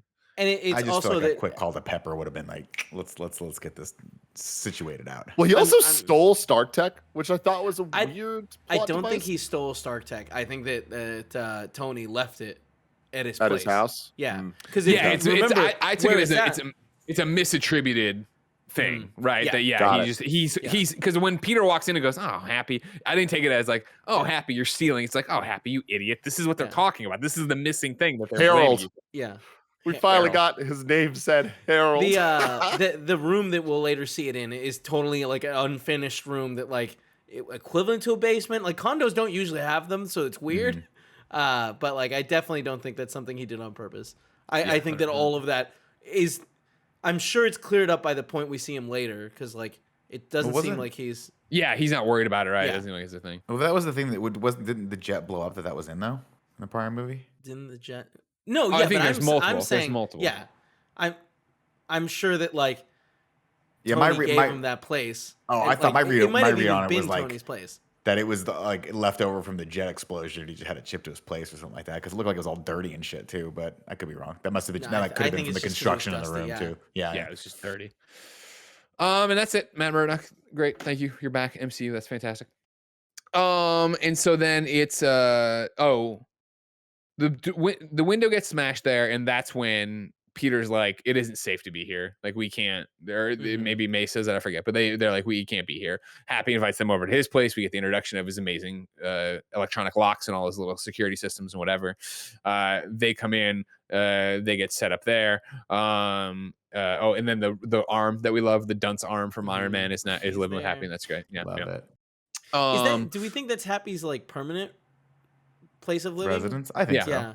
Yeah. Okay. I did think that. Because he called it the Oasis of something. I thought it was like a little getaway that they used. Oh, I think it's just how you introduce your place. He introduces his place to people who are staying with him. It's like when Greg calls his place the fuck pad. Yeah, I do call it that. Jesus Christ. Every night I'm like, "Nick, you coming to the FP tonight? You're cleared for landing at the fuck pad, Nick. Come on in." I hate everything. I'm sorry. Everything about that interaction. Absolutely. That was inappropriate. Yeah. I got nothing. How was that like, inappropriate? We're having a great time here. that was like a blowy moment, you know? Oh, then nothing will be the Don't blowy do moment. this. Don't worry about that. Don't worry do about this. that. Don't be like, I'm embarrassed, so now let me try Let to me remind focus Andy in. about an embarrassing moment. I got to drag Andy into this to share. I'll tell you what, really Nick. Nick, don't worry. It's not going to go where you think it's going to go. All right. I'm a professional. Nick had one of the funniest asides in our, I don't know, 15 years of being acquaintances, knowing of each other. Right. He's had one of the funniest fucking asides. And then everybody at the table wanted him to repeat it. And he's like, "I will not repeat that." First thing I did when I got home was tell Jen that story. I was like, "Oh, you got to hear this. You got to hear this shit Nick did last night." Don't worry, Tim. You haven't missed any of the plot. So we got him into the apartment. So we're in Happy's apartment. This is when we get the conversation between him and MJ. This is where Happy's got the sleep apnea machine on over there, right? And it's talking about this, and it's the thing we've seen from the trailers, right? Are you relieved that your identity's out there? He's like, Happy is the only time things have felt normal was the 1 week where you knew, because everyone who matters in my life knew that I was Spider-Man, and now that's over, whatever. So they're going back to school tomorrow. This is, of course, ended by Happy, of course, being like, "We get it. You like each other. Hang up. I gotta get my 8 hours or whatever." Real funny stuff there. Then it's the time to go to school, and so now we're over at school, everybody, and Betty Brant is there. I guess COVID, maybe she's also filming a great HBO show that you can watch on HBO Max called The Mayor of Easttown. Fantastic. Kate Winslet's in it. Loved it. It's all done. You can watch it all right now on HBO Max. Good content. She's green screened into this where she's filmed, and I thought it was very, movies have come so far, and especially on a Dolby HD 19K screen, you can just tell when it's not the same thing. Anyway, so she's there. They're doing coverage of senior year. Of course, Peter Parker coming to school in this. There's people everywhere. And there's pro Spider-Man people. There's anti-Spider-Man people there. It's pandemonium. And so here it is, Peter and MJ and Ned and Flash approaching. Flash, of course, pimps his book that he wrote about how he's Spider-Man's best friend. Flash was just continues to disappoint. Like the lines that they're giving him, I feel like I'm pity laughing at a lot of what's happening. Like I want it to be funny, but it's not working for me. It's just not working for me. The funny thing about Flash is I would love to talk to the director and the writers here, because you talk about the editing room floor. If in No Way Home in Far From Home, there's a whole subplot there that he's just in like a horrible family situation. Yeah. That him texting his mom when Peter's looking around with Edith, of just like talking about his father and how they're in a bad way. When he gets there, and then like the chauffeur picks him up, and they leave it of like, mother couldn't come, and he's like, no, and it's like this weird played for a laugh weird thing in there, but it's like I feel bad for Flash. And then in this movie when he shows up and like MIT, blah, and he's like, oh shit, you guys didn't get in or whatever, and then he still does the defense mechanism, I'm gonna be an asshole about it, but there is a thing of like, I'm sorry, and he leaves. Like I feel bad for Flash. I just feel like the character growth that we're seeing like could have been done in maybe 1.5 to 2 movies, but like it's been 3 movies and we're still we haven't moved a whole lot in terms of what he exactly is to these people. And I guess I did get a bit of a chuckle out of the all right, you're gonna tell people that I'm your friend, though. That's the rules or whatever. Well, like you have to swing me around, tell people that I'm your friend. So I did get a chuckle there, but a lot of the other deliveries that he has, I just like, I'm just not feeling it. I just like I like that character because they kind of set it up like they're gonna kind of throw you for a loop with the expectations of him, and then he just goes right back to who he is. Because there's that one moment where we get his reaction to Peter Parker being Spider-Man, and he goes, and you think, oh my god, he's going to like reform, and I think he yells no. He says no, yeah. Yeah, when like, Spider-Man it was the subway thing. I skipped it. Jumped down. He's like, no. But you think, oh my god, he's gonna like learn from this, right? There's gonna be some reaction that's positive from this. The next scene, he is like pimping a book that he wrote about being Spider-Man's best friend, which is called Flashpoint. It's like, all right, MCU. Which, by the way, you don't come need to on, own that. That's got to be a dig, right? Is that got to be a 100%. dig somewhere? To like them bringing in the multiverse and resetting things? Nah, okay, whatever. Maybe. Yeah, it totally is. They all get in, and there's, they stop MJ or whatever, and Peter tries to hang back, like, you got to get inside the fucking building, dude. This is all about you. He gets in there where we run into the 3 teachers, the gym teacher, the science teacher. I didn't love this scene. And then the guy from Curb Your Enthusiasm. I liked it a lot too. Well, I liked it because this was their dash for this. You know what I mean? This was them in this movie. I thought they were overused in Far From Home. To its detriment in a way. So I like that this was a more reserved. Here they are. They made this or one of them made the trophy case, right, and worked all. I love the whole Hannibal Buress thing. Is like he's a conspiracy theorist. Like, you killed Mr. I know who you are. And like, no, listen. You know what listen, you did. Yeah. And if you want, swing to class, climb up the ceiling. I love that. I'm like, I know it's crazy in the hallways. Go do it. Eventually, Peter leaves them, walks down the hall. Everybody's filming him now because he's sideshow, and this is the biggest story in the world, right? And so he's going, and then I forget what we get in more school stuff, if anything, but we then go to the roof. Where him and MJ are up there reading the newspaper. Of course, this is where they're hypothesizing the newspaper that he has other abilities, like being able to control women or whatever. Yes, my Spider Master. My Spider Master. Yeah. And so this is him being like, I can't wait to get out of here. Right. We're going to MIT. It'll be a fresh start. Ned will be there. It's gonna be great. Ned's up there already too, which is fantastic. I loved him third wheeling throughout this, but not being like an annoying third wheel, just being totally oblivious. He interrupts that kiss moment they were gonna have, and I'm sure that it was very annoying. Sure, but it's like everybody loves Ned, so you can't get mad about it. You know what I mean? You know what I mean? And so yeah, hands in, we're gonna do this thing, blah blah blah. Then is this when college letters start coming in? Or yeah. And so they're rejections. They're rejection after rejection. Because of course nobody wants Spider-Man and his crazy friends showing up and bringing the Vulture and all sorts of shit down in their school. When they finally get down to having the MIT one, the last one, this is their last chance, and it's also like their number one school. They all go to the donut shop MJ works at. And open them together to find out. In fact, they did not get in, and it is, of course, because in light of recent controversies and events, because, of course, Spider-Man is a big problem right now. And so they start to get down. I really thought we were going to get a little fake out that MJ actually did get in. I thought they were going to do but she just didn't want them to feel bad. I thought they were going to lean towards something like that, but it makes a lot more sense for him to have that redemption of getting them all back into MIT. Instead, it really felt like the framing of it was implying that one of them had gotten in, and it was an interesting choice. So yeah, MJ doesn't regret anything. She tears up her letter. She would do it all over again. Ned doesn't regret anything either. Tears his up, and he's like, "Oh shit! Well, I got to show this to my parents, right?" And he leaves, leaving Peter to be like, "I got great friends, but I've kind of fucked up their entire life. How can I fix this?" At which point it already happened, I guess. MJ got yelled at by her boss to take down the Halloween decorations that somebody else was supposed to have done. So Peter looks up at them and sees the little Dracula, who, again, looks just like Doctor Strange, especially in this terrible wig with the terrible thing. And he's like, and so from there we go to the Sanctum Sanctorum, where Peter shows up. The doors open automatically because they are electronic. And then inside, it turns out they left a portal open to Winona, Minnesota. And so there's all this snow in there and stuff. And so there's two clowns there. I don't know. They're definitely Siberia. They're pledges. They're pledges. Weird. I'd have to watch it again. The pledges that are there, odd choice.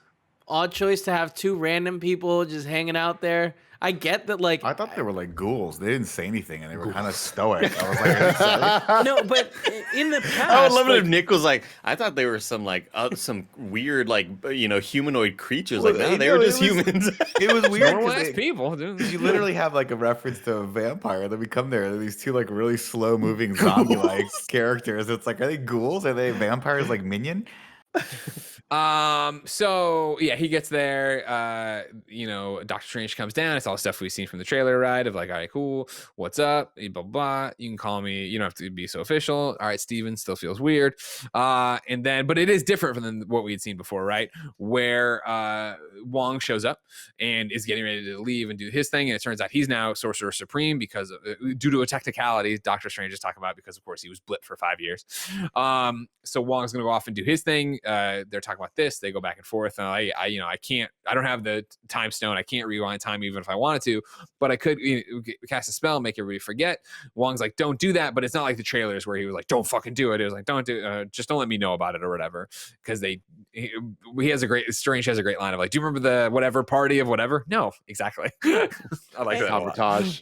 I love the trailer changes. Me too. The amount of lines that I was always like, I don't like that in the trailer. They fixed the majority of them. Some of the jokes were still the jokes, but in terms of plot stuff, I thought they did a really good job of Wong telling him don't do it and having him wink. I was like, I hate that, and it wasn't in this, which was really good. Yeah. And also the line that I was really stuck on, which is in other universes, Spider-Man kills them all, and I'm like, no, he doesn't. And in this, they didn't have that line because he didn't. So good job.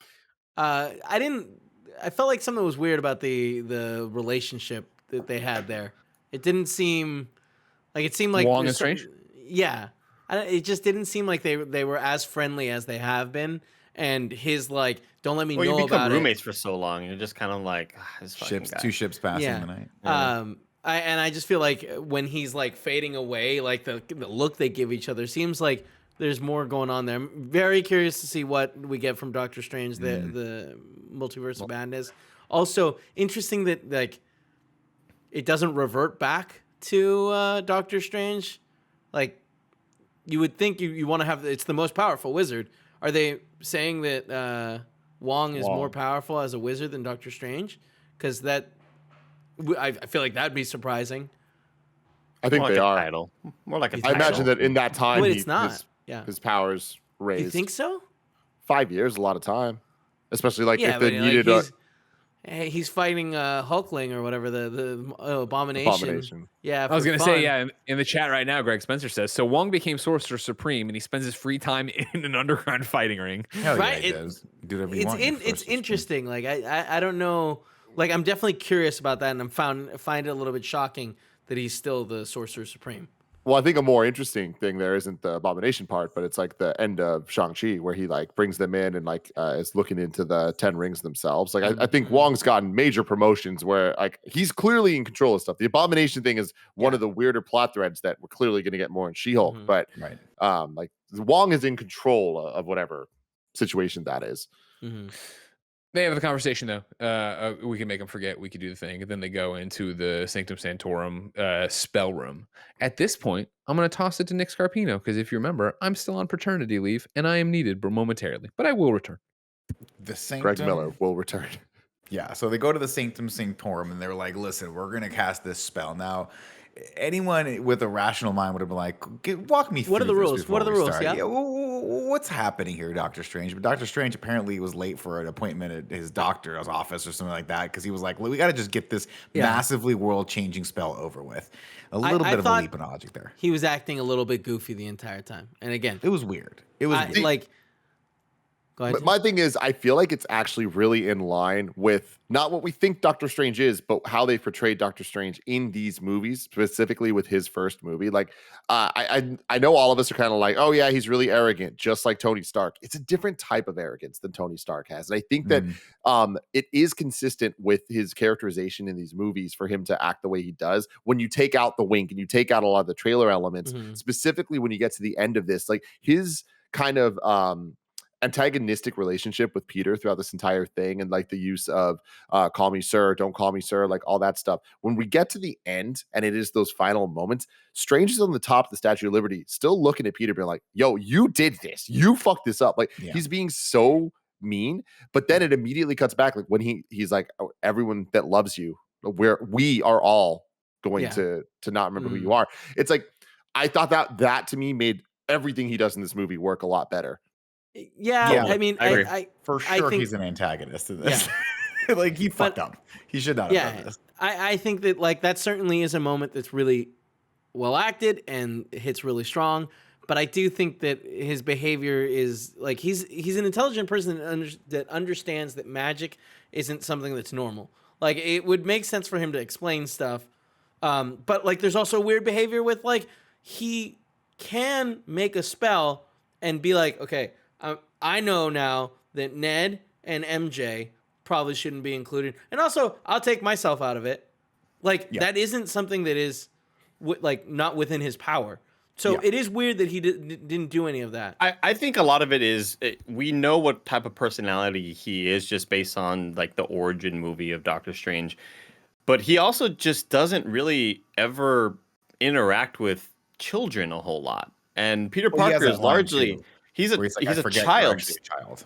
Yeah, he's still a child, and like that sort of thing and irresponsibility that he sort of brings isn't something that he's super used to, especially in a place like the Sanctum Sanctorum. And so, for him to be like, "Hey, here's a spell I've done a lot before. Sure, it's risky, but whatever. Like I've done it a bunch." And even Benedict Wong's like, "Okay, go for it. Like just make sure you don't fuck it up." And it doesn't seem like a huge deal, but then all of the irresponsibility and all of the sort of I guess the maturity that's lacking there from Peter Parker and being like, oh wait, but me too. Oh, and then them too. And then it's just kind of like, fuck, I'm frustrated with this kid. Shut up. Like, I don't think he intends to be this sort of like malicious, annoyed person, but Peter's just kind of way of being this young, naive kid kind of brings it out in him. And I think with that too, sorry, real quick, I just want to say that I think the theme of this movie is really revolving around help and different ideas around help, of what that means, of helping others, of asking for help. And clearly, like part of the conflict here is Strange being like, you didn't ask for help for this thing, for the college admission thing.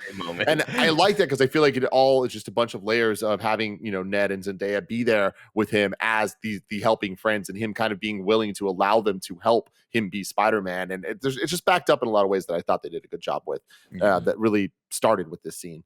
That was a fantastic moment, though, to get to the end of it and be like, hold the fuck on. Yeah. Like, you didn't even bother trying to go and try to clear this up. That's a great, again, like, but he also said that. it's the sort of impatience, the impatientness. Is that a word that I'm trying to say?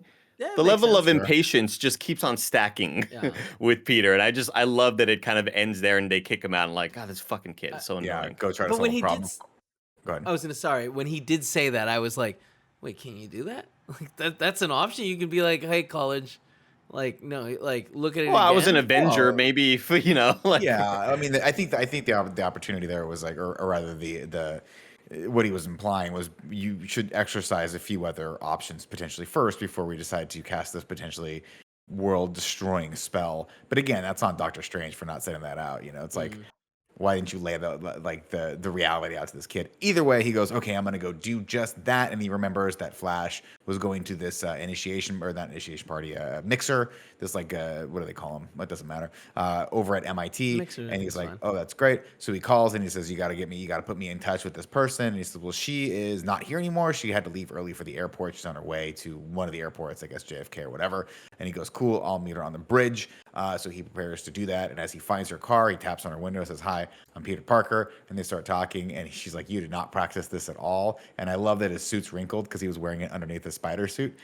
Very, very fun moment there. And then, of course, the scene is interrupted by the first of the big baddies who has come from the multiverse, Dr. Octavius Octopus.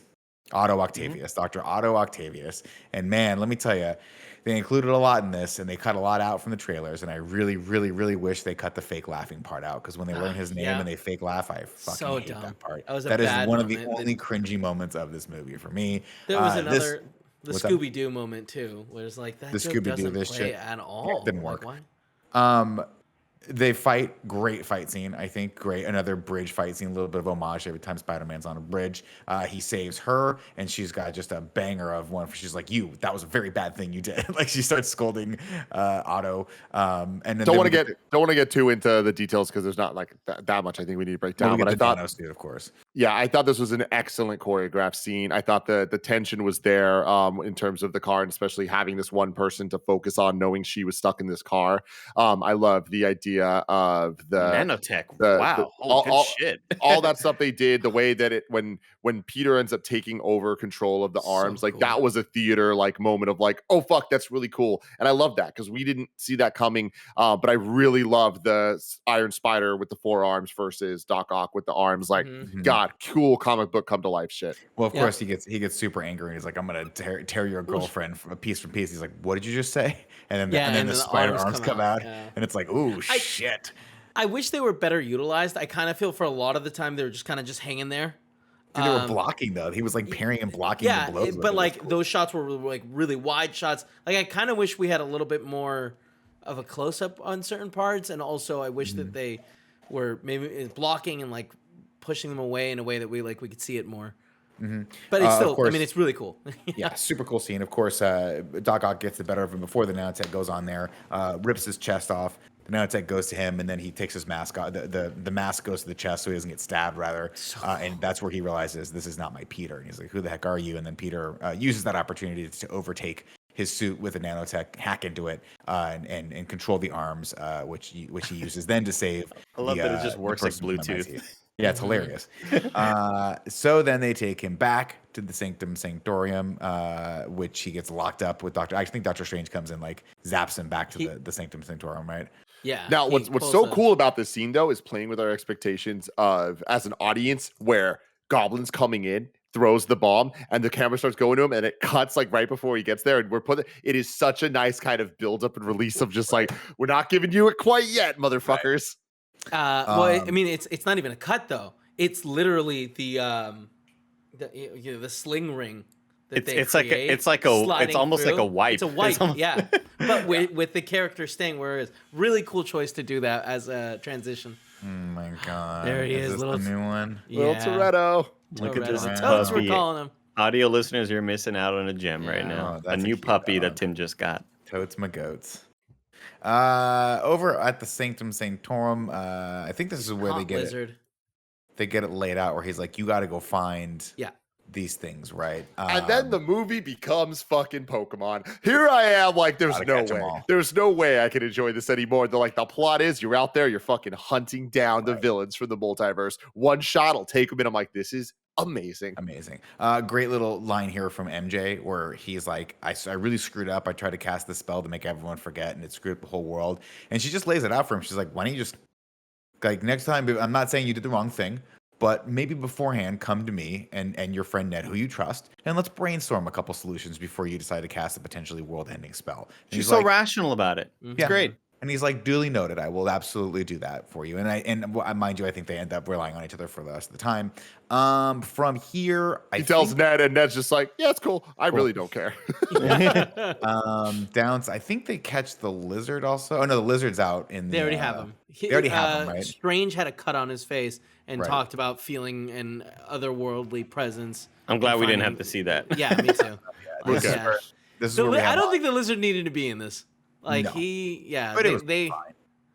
I don't know. Lizard and Sandman to me felt like I mean, Sandman we got closure with, kind of, I guess. They cured him. I don't know that he wanted to get cured, being that he's been Sandman for maybe 15 years. That's the tough one, is that the Lizard and Sandman both had sort of closure, right? Like Lizard was cured. Lizard was cured. And so having it, and Sandman was sort of like cool at the end. He's like, hey man, I'm cool. I'm not going to rob anything anymore. Like, see you later. The one thing that I've been thinking about a lot is Electro, because Electro doesn't know Peter's identity.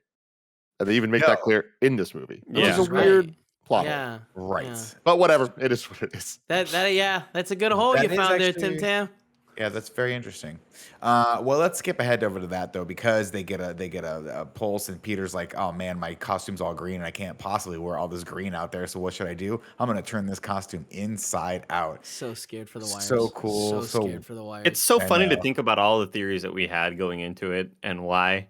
Like, the theories were, Nick, that he turned it inside out to reverse the polarity of being in a different universe, and there was all this shit going. No, he just had slime on it. Someone got slimed. Because they were pissed at him. I want to give a shout out to the score in this scene, where they're like the three kids are all kind of messing around, and he's trying to clean the suit, and it's just like this real funky, psychedelic, Doctor Strange-ish take on the normal Tom Holland MCU theme, and I thought it was really fun. From here, we go back out to the woods because we've got some crazy shit happening out in the power lines in the middle of nowhere. So Spider-Man takes his suit out there with his phone strapped to his chest, webbed to his chest rather, so that MJ and Ned can be. Duct taped. Was it duct taped? Yeah. It was like, so which I was like, there's no way that they can see anything out of that camera. No. It's gonna be so shaky. It's gonna make you want to throw up. I think they even have a line there too, where he's like, "Oh, this is making me nauseous." Yeah. Quick question. So the suit that we've seen him wear had a camera that he could stream before, right? Are we to assume that all of that technology is down right now? Presumably, because he's not on the Stark network anymore, right? It says I'm not on. Like, remember, because he fires it up. Edith, we see Edith offline. It's all offline. And is that all because of the government stepping in? And that's what I presumed. Either that, or they just took his control away because he didn't want to do it anymore. I don't know.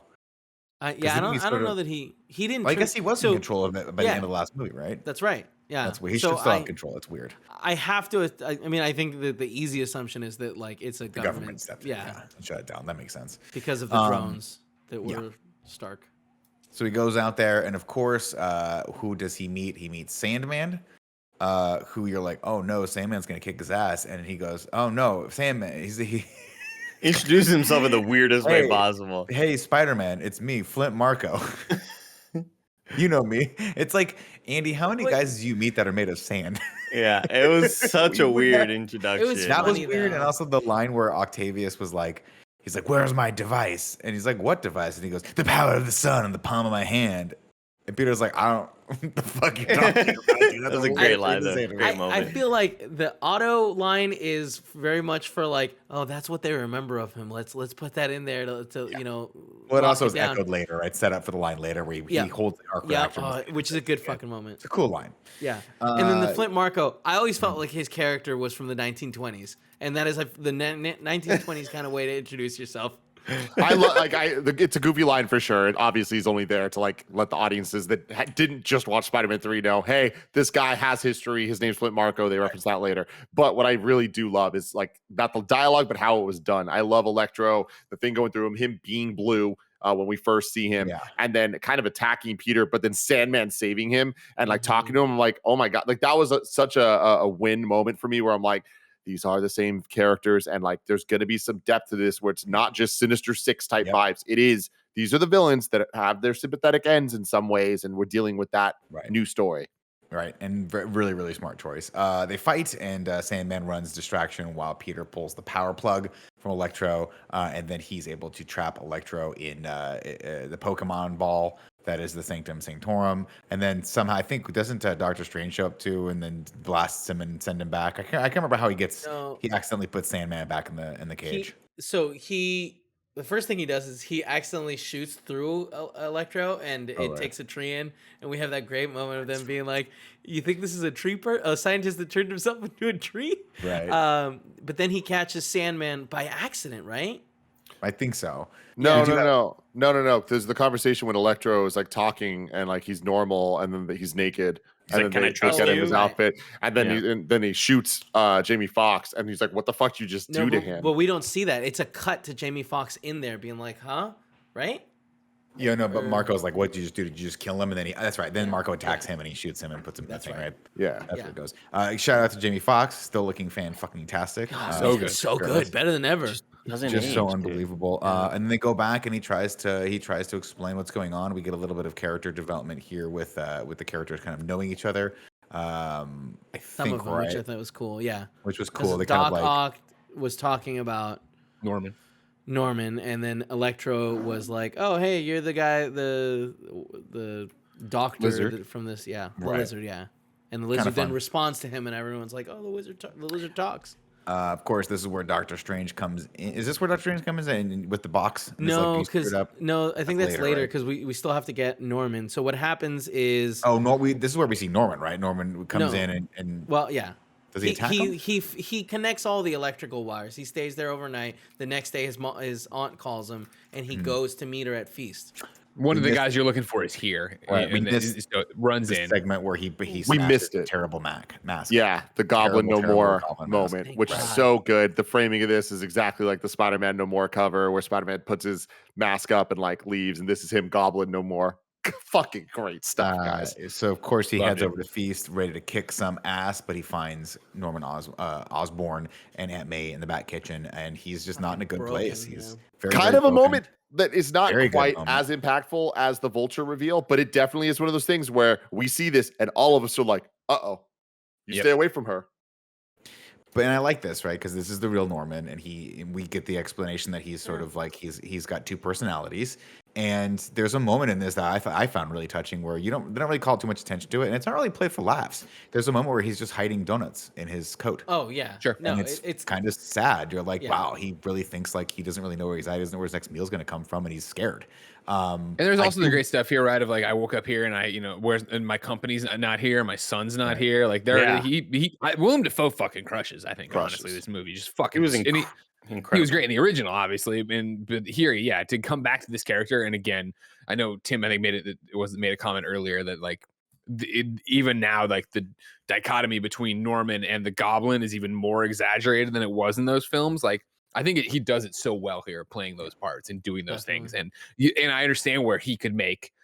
Because again, Norman isn't a bad guy, right? He can make May feel sympathetic and be like, "No, this is what you need to do," and this is where like she kind of lays it out, right? Of like, we need to help him, like, you know what I mean? And Peter's like, "Well, I'm gonna help him by sending them all back. They're all gonna get fucking iced." Yeah, and she's like, "Is that gonna help him, or is that gonna help you?" And that's an important moment here. Also important to note that somehow in and amongst Norman Osborn's confusion, he still managed to find a hoodie and a jacket that were very color appropriate for his character, which is weird. You don't think he got that at Feast?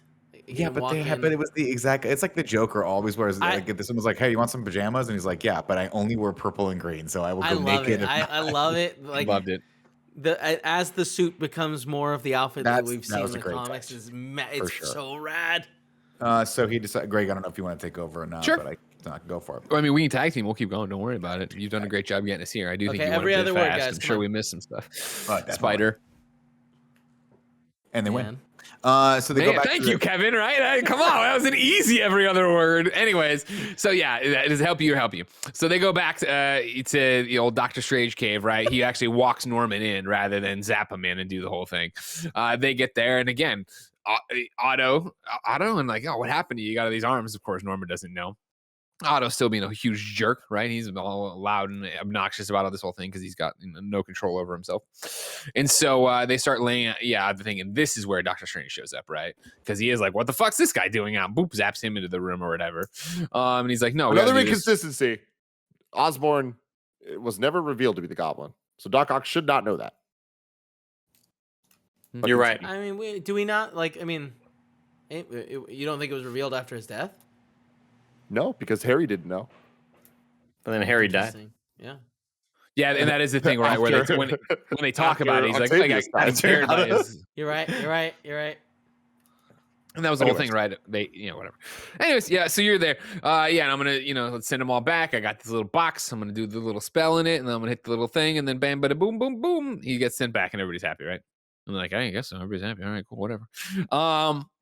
But they start thinking about it more, and Peter, tries to lay it out that like we could help these people, and he's like, no, you can't, like, because it doesn't make any sense. Even if you help them here, right, you're going to send them back, they're going to die. They all got sent here the moment they died. How's changing their life here going to help them at all, Peter? And he's like, no, we got to try. And he's like, all right, whatever. The hell no, we're not going to do that. And so he starts casting spells, starts doing his thing, gets the little thing to pop up that you have to hit the button, and Spider-Man yanks it. And then we're off to the races, right? And it's a whole bunch of crazy effects and crazy things and a crazy fight. And they run outside. And then, he gets the body knocked out of him, but then he can still control his body from inside. Oh, cool. What's the explanation on that, Tim? What was that all about? Because even Doctor Strange's like, you shouldn't be able to do this. That's the spider sense, yeah.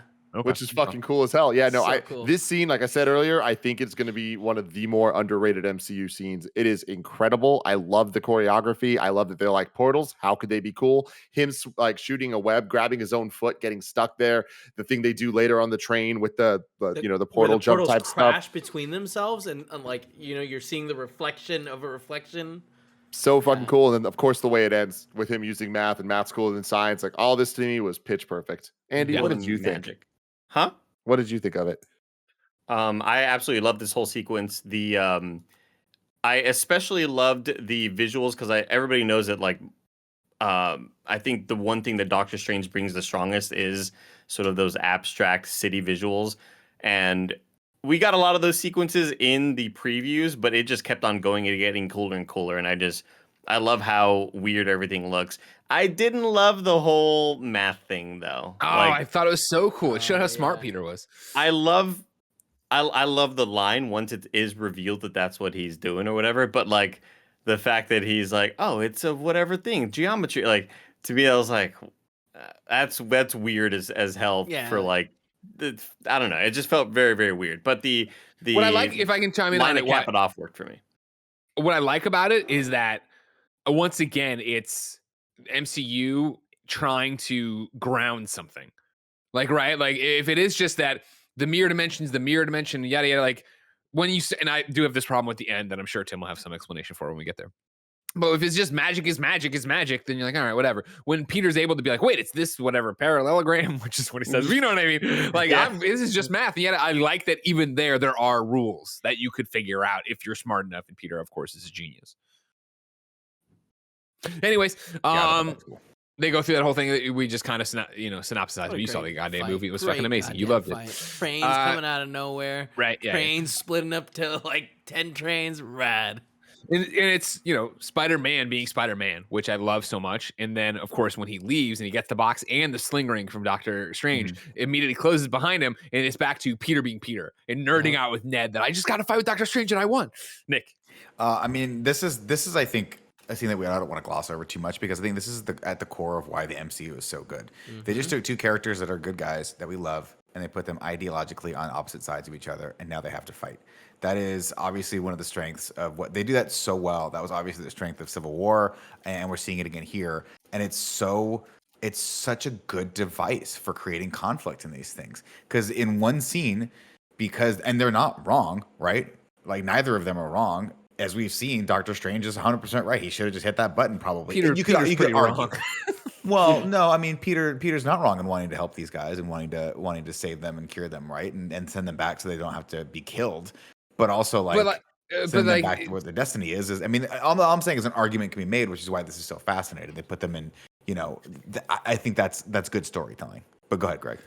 I mean, we don't have to get lost in the weeds on it. It's just my fact of I don't understand of they walk through and like Jamie Foxx like I was about to do this thing, I was gonna be more powerful than ever, and then what happens? I lose. I die, you know what I mean? And Otto's like I'm about to do this thing, and I was gonna do it, and something happened. Like they're getting pulled out. Like I prophesized like when we were talking about this, right? The moment before they die.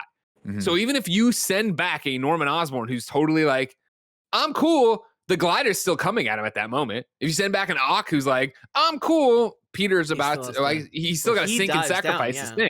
Like I don't like you're not saving anybody from their fate. You're honestly just wasting your time because you're sending back 4 people who are still going to die. You can send them back to maybe a different point in time. I don't know if they can you like that. That's not explained. I assume you're going back to the moment. Sanctum Sanctorum, man. Magic, exactly. But also, Sanctum Sanctorum. If you want to get into the ending, that's the whole thing too. Of like we need so to close this, everyone has to forget I'm Peter Parker, right? Yes, and that will end everything. Great. Real quick, Peter, give me your phone. Hey, it's Steven. It's me, Steven. This guy, we had to do this thing and do the thing. So when he plays this for you, you need to cast a magic spell that reverts back the thing that everybody remembering. We've already closed off the other loop that'll close the old spell. So now if you just do a spell, thanks, Steven, I'll do it for you. Everyone remembers. That the files get deleted. Greg, files got corrupted. I do want Kevin and Tim to re-download the game. I do want Kevin and Tim to keep a sort of sharp eye on the sequence where the trains are kind of they make that cylinder, around them. Peter says a line, and it reminded me of either something MCU or something from another franchise of some sort.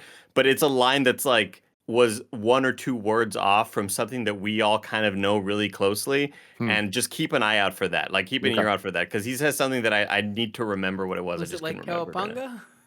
Yeah, that's what. No, like legitimately, it was something, right? It was like a throwaway phrase, right? No. He says an actual line, like kind of regarding. It's similar to how we say "forget everything you know." Like I feel like it's one of those stupid lines that's very, very memorable to us, or to me at least. Really quick to go back to the movie now, like that. I think that the next scene, like when he comes out of the that fight, is so much like, wow, this is why I love the MCU. It is like. Suddenly he is a kid again, and he's got like it's kids being kids, like he goes there, he brags to his friends, everyone's like, all right, let's do the next move. It just like to me that makes me excited for a possible X-Men cinematic anything, like to see a bunch of teenagers hanging out with abilities and how they all can handle that together. Like, yeah, it's cool. And so gets out, got the sling ring. Ned puts it on. All right, cool. I wasn't here, but you guys set up the fact that you mentioned the magic thing. Is this the first time he fist bumps and something happens, or right? There's a spark, or it could be they do their handshake. Yeah, they do their handshake. Love the handshake. Oh, and the handshake, fucking, it kills me both times. It made me like not tear up. I cried with the handshake. Goddamn. And so he does the handshake with Ned and then gives him the sling ring, gives MJ the box, and you guys got to go away to a safe spot. I'm going to try to get these guys cured and get them back on the right path. I don't want you to be around for it, obviously, in case it goes wrong. MJ's like, great, but if you don't check in, I'm hitting the fucking button and sending them all back. He's like, totally cool. That'd be really rad if you did that. Please do that. IGGY. And so there we go. They break up. I think Peter lays it all out for everybody, right? All the bad guys there. You're about to die, and I want to try to fix you or whatever. And this is the whole thing or whatever. And some of them take it good, some of them take it bad, but we're all out of the building. Yeah. And one last thing with that whole Peter trying to fix them. He doesn't know the rules. Like all he knows is that these people are broken and hurt, and sending them back the way there is that they will die. So I think that he thinks if he's doing whatever he can, right, for the situation. Mm-hmm. Sure. And again, it's like I think there is something to be said. Doctor Strange says it, I think later. No, it already would have happened. The whole thing of just like, I forget sometimes that you're a kid. And like, I know people are annoyed by that in this version of Spider-Man, but I do love that this version of Spider-Man, because you do get those moments, right? Oh, definitely of growth of he beats Strange, comes out and then nerds out about. I love that. I love that he still has that about it, him. Even to the fact of like what we'll see later of like, where would your Peter go? Empire State Building, Chrysler Building, the top of his school, right? Like that's so fucking cool. Of like that's who this Spider-Man is. Anyways, gets all the guys on board to at least some degree, takes them over to Happy's apartment. We get the amazing scene of them all walking in on little security cam, which I fucking love. And then they all bicker a bit about what's happening. You know, Otto's, you know, I forget what Otto has a great line about the condominium. I forget exactly what he says, but it's so fucking good. And it's this, all right, we got to get to work on this and we're going to do this. I'm a bit of a scientist myself. Yeah, fuck yeah. Oh, yeah. So good. And you know, Norman's out, he's helping. They start going through and using the Stark technology in the other room. They're gonna, you know, work on the thing. Okay, cool.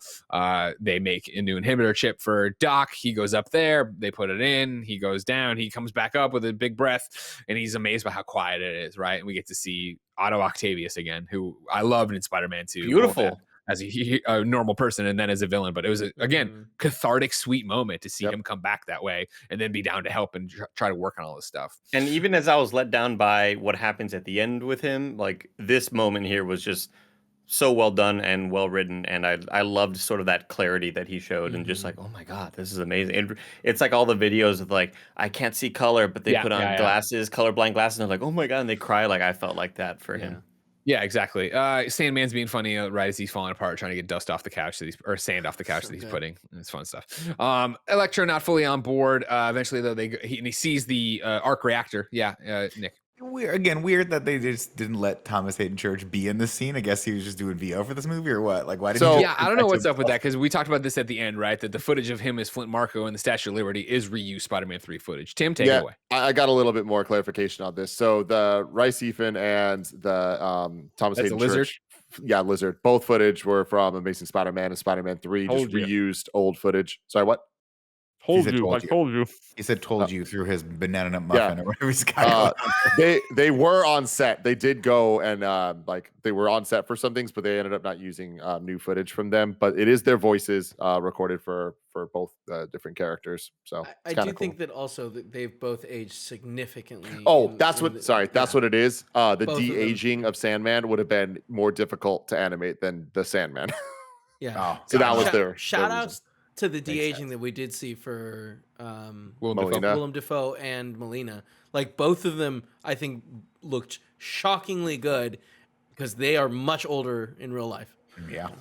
I'm getting ahead of it. I love that they didn't do it to Tobey. I love that he just is Tobey Maguire now. Yep. Continue, Greg. No, and that makes sense, right? Because they go on to live. So you're pulling people out of where they are in their timeline in terms of their life, and then these guys obviously at the end of their lives. In the same way, I love so much the Spider-Man conversations. I did enjoy the villain conversations here, right? Between like Flint and Elektra, where it was like, how did you get your powers? Fell in a vat of eels. I fell into a collider. Got to be careful where you fall. God. That's so good. At some point the arc reactor's on the thing that's making all the stuff, and Elektra sees that. He's like, tasty. And it's a new element too, right? An element that doesn't exist in his world. Of course, remember when Tony made this. However, eventually he puts the little battery on and it starts counting up whatever. Hilariously, the lizard, we don't want to animate the lizard in this apartment, so the lizard stayed in the truck, everybody.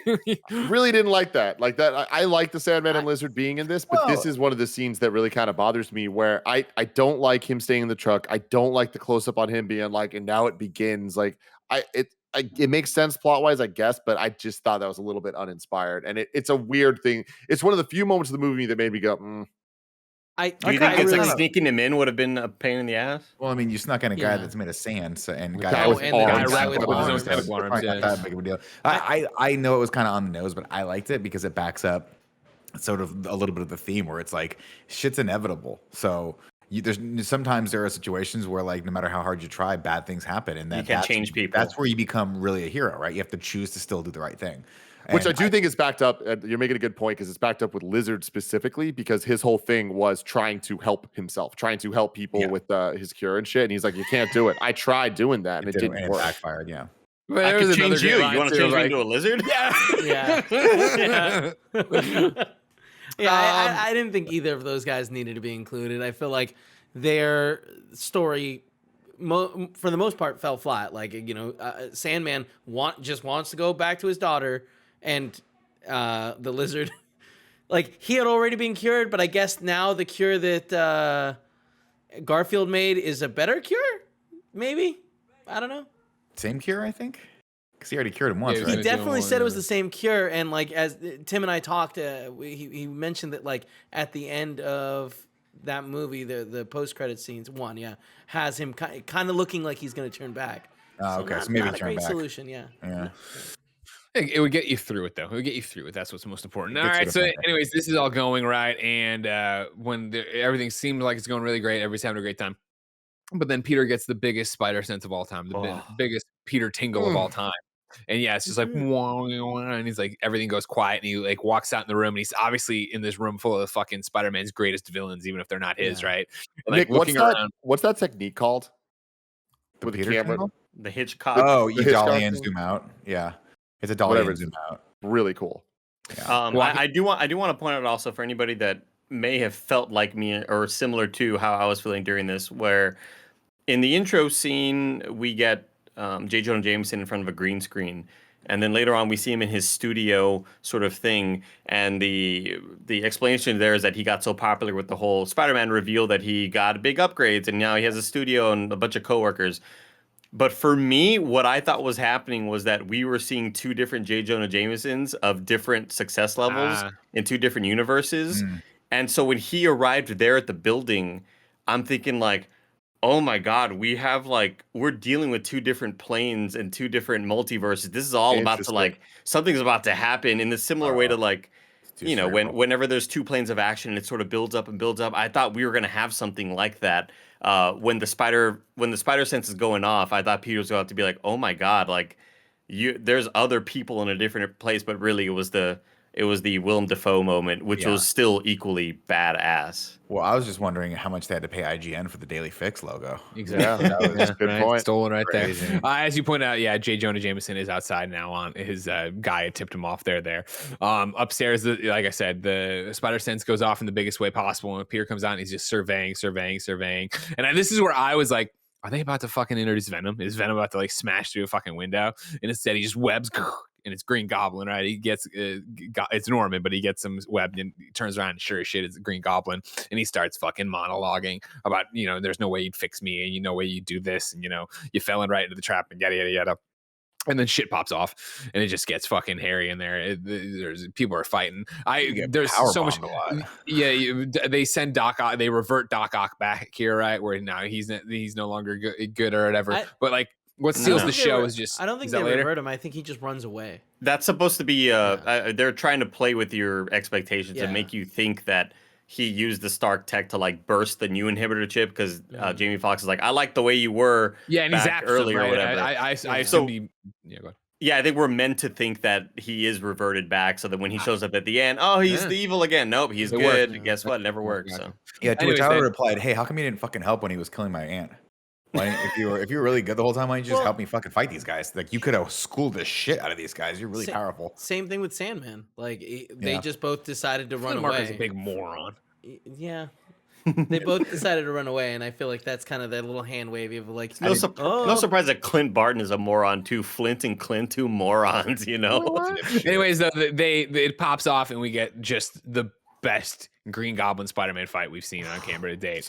This is when fucking and like Willem Dafoe, God bless him for doing all his own stunts, and like that was one of his things to come back for. And when fucking Tom Holland's hauling off on his face and he comes back and he's grinning, I was like, you are still terrifying, if not more terrifying. Absolutely. And then like a spine buster through like 19 floors of this apartment building. I was like, this is fucking insane. What a cool fight. What a cool action sequence. Brawling all over. J. Jonah sees Spider-Man crawling up the wall. That shit's breaking out. I'm skipping all over the place, but you know how it is. It's just Maze going down the stairs with the bag and all that stuff. A visual treat, this entire fucking thing, right? Goddamn, so good. Eventually, though, we get to the ground floor, the fight. The cops are showing up or whatever, about to show up.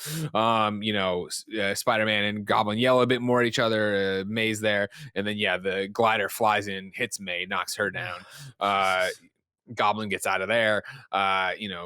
Peter and May pop back up. And again, this is where I was like, oh, fuck. They killed her. Like, I knew. Like, when she got hit, I was like, she's dead. And then when she got up, I'm like, oh, she's dead. And they're going to really twist the fucking knife. And sure as shit, they twist the knife where she gets up. And Spidey basically is like, this is, I'm so sorry. I shouldn't have done this. This is stupid or whatever. She's like, no, you have to fight for everybody. With great power, there must come great responsibility. Dude, she straight up fucking pulled a Mr. Miyagi moment from fucking Karate Kid 3 where she was like, hey, Focus. Yeah. That was so fucking good, man. I was like, God, Marissa Tomei.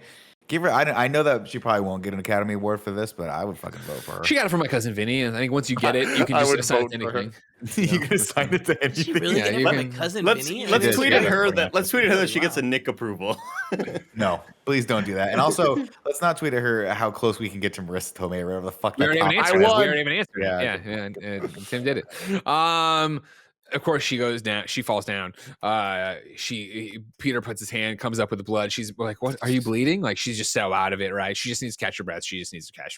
There's so much to say about the scene, but one thing that I want to like point out is how amazing of a role reversal this is from seeing Tom die or blip in Tony's arms. And like I love Tom Holland's acting there, where he's kind of like trying to hold on, confused about what's happening because he's Spider-Man, because of his spider sense. He lasts a little longer than the other people do, and seeing Tony just be fucking utterly devastated by the whole thing. This is such a good flip of that, where I love how long they sit on her being dead in his arms and him talking to her, even before she dies, him being like, I'm with you. It's just us. It's just me and you.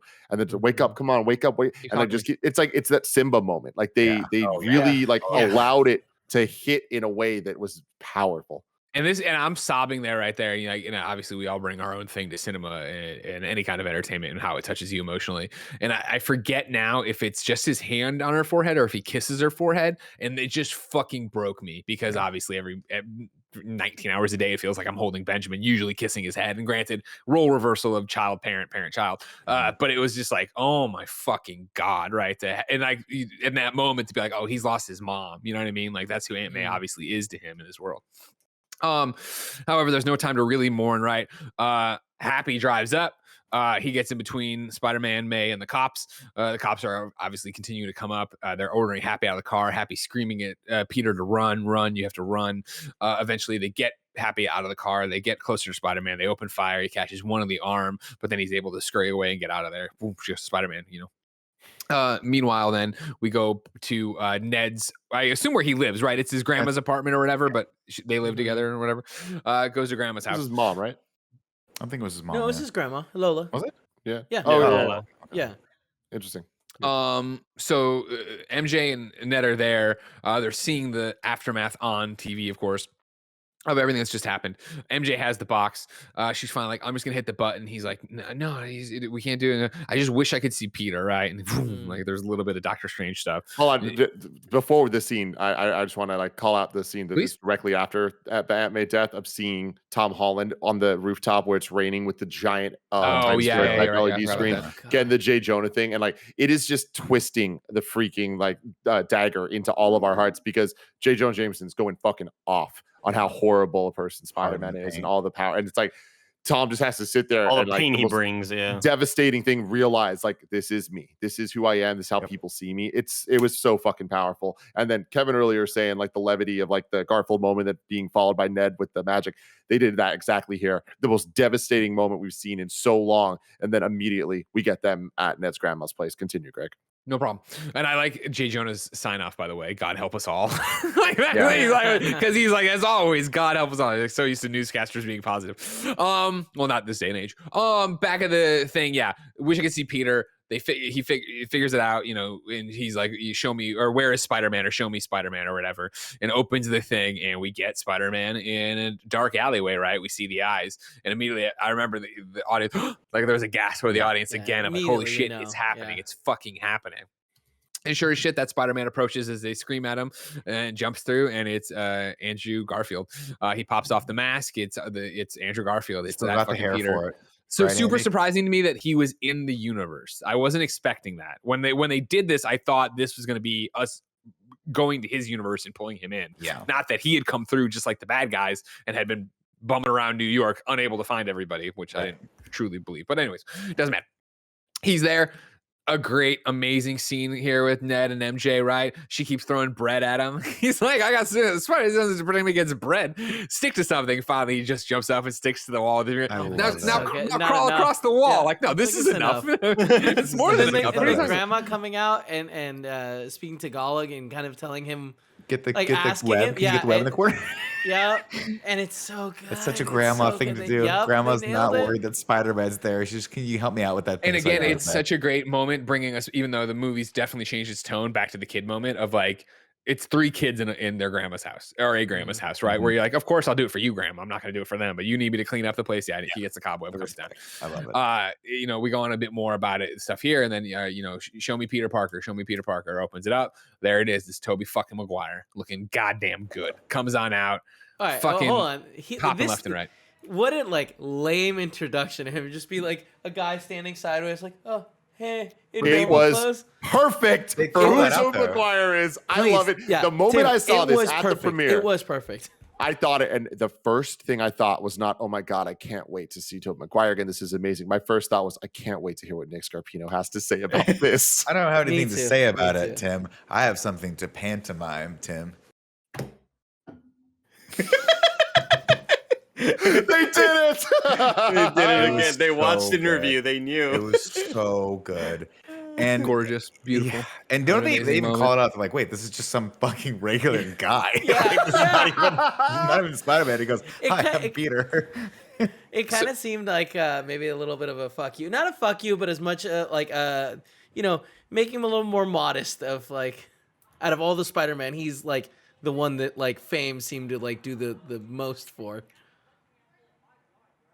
As Spider-Man or Toby or As Toby, the actor. Oh yeah. Like sure. I mean, Gotcha. you know, he's got all the bunch of controversy, like him kind of being a dick and Yeah.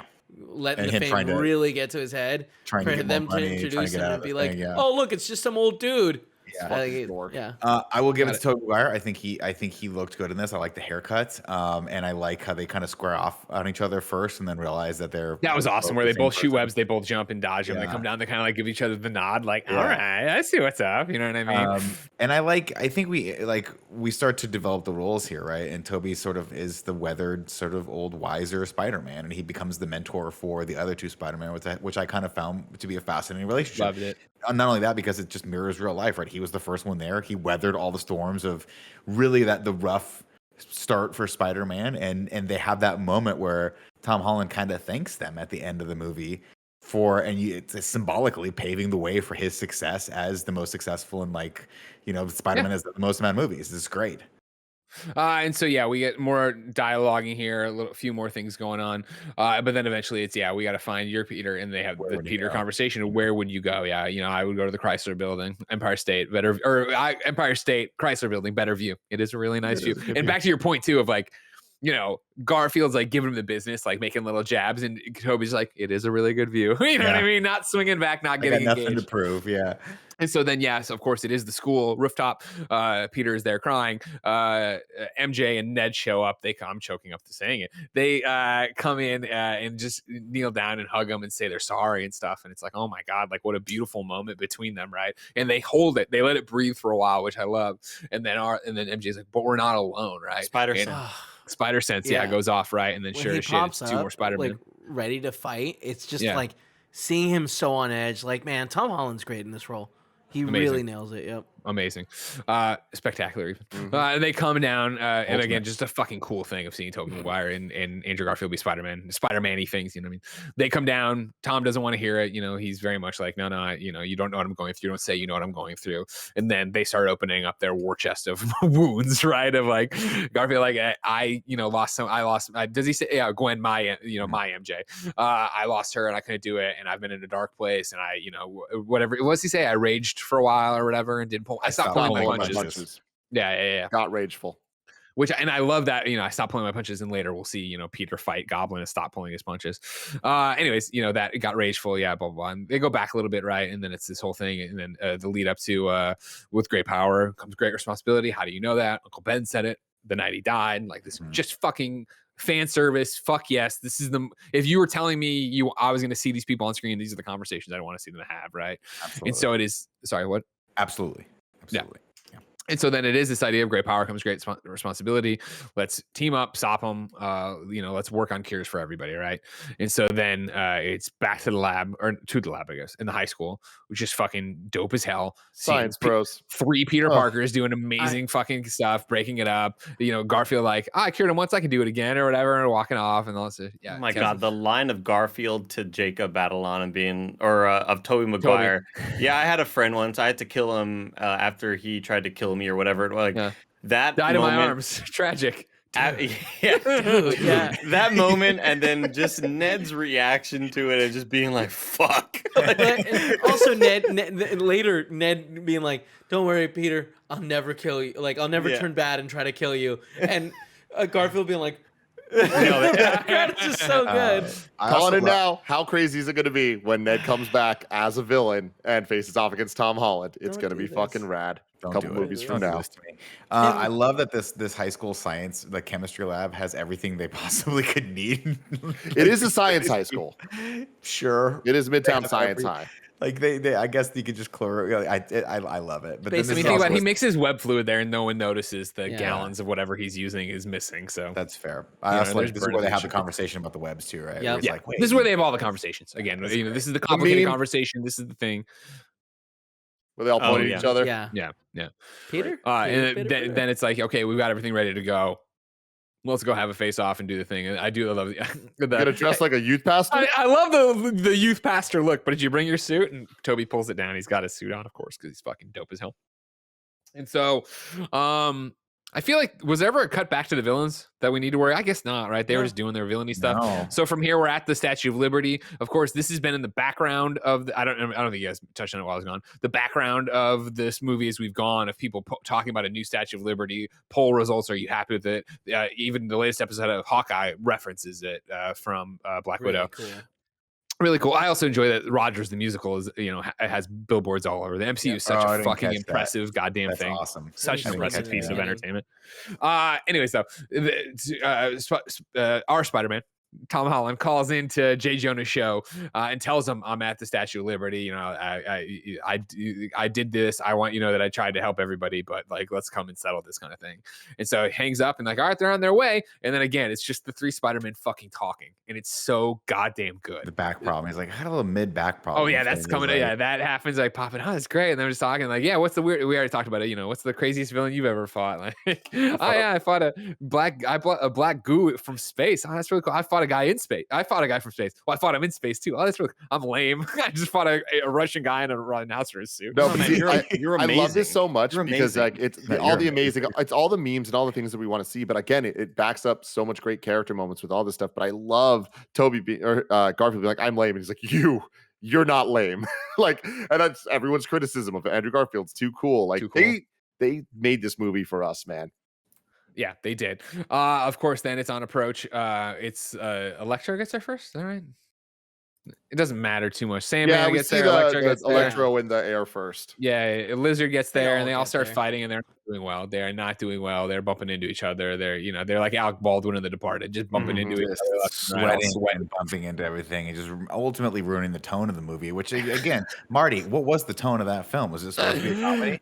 They get their butts whooped for a little bit, and eventually they get back up, and they're like, "Listen, the reason we're failing is that we're not acting as a team. Like we got to stop doing. I thought I was Peter too. No, you're Peter 3. This fun stuff conversation, and then eventually all right, listen, I didn't want to brag, but I am an Avenger. Oh, that's awesome. What is that? You guys are the Avengers? No, what are they, a band? Are you in a band? You in a band? And so no, we got to attack together. How's Peter this 1, helping? Peter 2, Peter 3. Yeah, exactly. So fucking good. I can't wait to see this goddamn. And then we movie get again. then we get the money shot, man. Yeah, I think the best shot in the whole movie. But yeah, let's go. They all run. They all jump off. They all woohoo. They all swing right. I'm open mouth crying right here, dude. Yeah, it is tears. This is where I turned to Barrett and I was like, how is this happening? And how is it working? Yeah. Why is this working? It's so good. This was the moment we finally get the score kicking in, where it's the fucking theme, but it sounds more like the Sam Raimi version, where there's just a choir going. Oh man, dude, they are popping off. Whoever, like the people that sang that, they sang like it was their last gig ever, and Raimi was gonna murder them all afterwards. You got a gun to their head. And so this is where we get the leak shot from the trailer where the Invisible Man punched the lizard. And they're doing that. They're flying around. They're having a great time. They're making their moves up. Of course, things start going awry and people are getting bopped all around. Is this when Gabi shows up and does that? No. They cure Sandman up there. Flint, stay here, you stupid moron. Then more stuff's going on. And they square off against Electro, and then that's when Octopus shows up, grabs the thing, puts it on his chest, slows him down. Red herring for him. Right. Then we get the great scene between. Right? Yeah, they cure the lizard there. Yeah, I wanted to pepper in. Yeah, of course. Meanwhile, MJ falling. Sorry. Oh yeah. No, I was just gonna say meanwhile, they were MJ and Jacob. They couldn't close the portal, right? Yeah, they couldn't close the right. portal, right? And this lizard trashed through the high school, got them out of there. This is when, Goblin's shown up at this point. MJ falls. Tom Holland goes to get her, but he gets knocked out by Green Goblin. This is then when Andrew Garfield sees his moment. He jumps down and he grabs her, like we already talked about. Just an amazing piece of acting here. Grabs it, lands it. Are you okay? Yeah. Are you? And he just shakes his head. Yeah. Like I'm already tearing up again saying it. So well done. You can't compliment it enough. I don't want to gloss over the quick scene he had with Jamie Foxx, where Jamie's like, I've never seen your face before. And he goes, I kind of thought you were black. And he goes, well, there's got to be a black Spider-Man somewhere, right? Yeah. Well, no, Garfield apologize. I thought you were black. I'm sorry about that. Yeah, I'm sorry about that. yeah, there's gonna be black somewhere in the black Spider-Man somewhere in the universe. But I love that. I love how they're just like, well, we're gonna get him out. I swear to God, we're gonna get the Miles Morales movie at some point. Yeah, Greg, you weren't here when I said this, but I just want to point it out because I was thinking about this last night. But this is a plot hole because Electro in this movie does not know who Peter is. So yeah, I thought that was weird too. I didn't get that when they said that. I was like, huh? Yeah, because he knew deep down. You guys have watched Amazing Spider-Man 2 more recently than I have. Like he didn't know it. He didn't know it, right? No. I would love if you asked Jon Watts and Kevin Feige about this. They're like, but it's cool. Have fun. Like, we just wanted to make him look cool. Jamie Foxx is great, you know. It's Jamie Foxx, and also I think they just wanted Jamie Foxx to actually redo it and just kill it. And he fucking kills awesome. That star that comes up when he's super high powered in front of his face. Like I love that they've like remade people's outfits to like incorporate the old idea, but like also like WandaVision. Yeah. Also utilizing new stuff that like looks and fits the aesthetic. MJ saved. She's down there. Ned is saved by the cape and an awesome thing. Doctor Strange shows up. He's doing shit up there, right? At some point, his spell got fucked up too, remember? And now the purple cracks are happening in the thing. And he's closing them, but all hell's breaking loose. But he's up there trying to hold it all together. Goblin stuck a grenade in the MJ. box. MJ. Yeah, he took the thing from her, did it. Then it got back to them, and then he blew it up. Yeah, blew up the whole fucking thing. Doctor Strange is up there just trying to hold the fucking world together. Down on ground level, Peter then gets to square off now with the Green Goblin. He took out his glider, and now they're over there fighting on Captain America's shield for the Statue of Liberty, and they just go at it and fucking like this is like Metal Gear. You know what I mean? Remember these battles? These one-on-ones that you get down into? Fucking rad. That's a good point. It is like the final battle in 4. Yeah. Or I think we should remember more importantly, Black Superman Idris Elba versus The Rock and Statham, yeah. Lest we forget. At the end of Hobbs and Shaw, everybody. 3 of them. There was just 2. My example, and this is a 1-on-1 fight too, so it kind of makes sense. But they go and Tom Holland does not pull his punches. He is fucking going hard on this, and he gets the upper hand. He's beating the shit out of Gabi. And what does he do, Greg?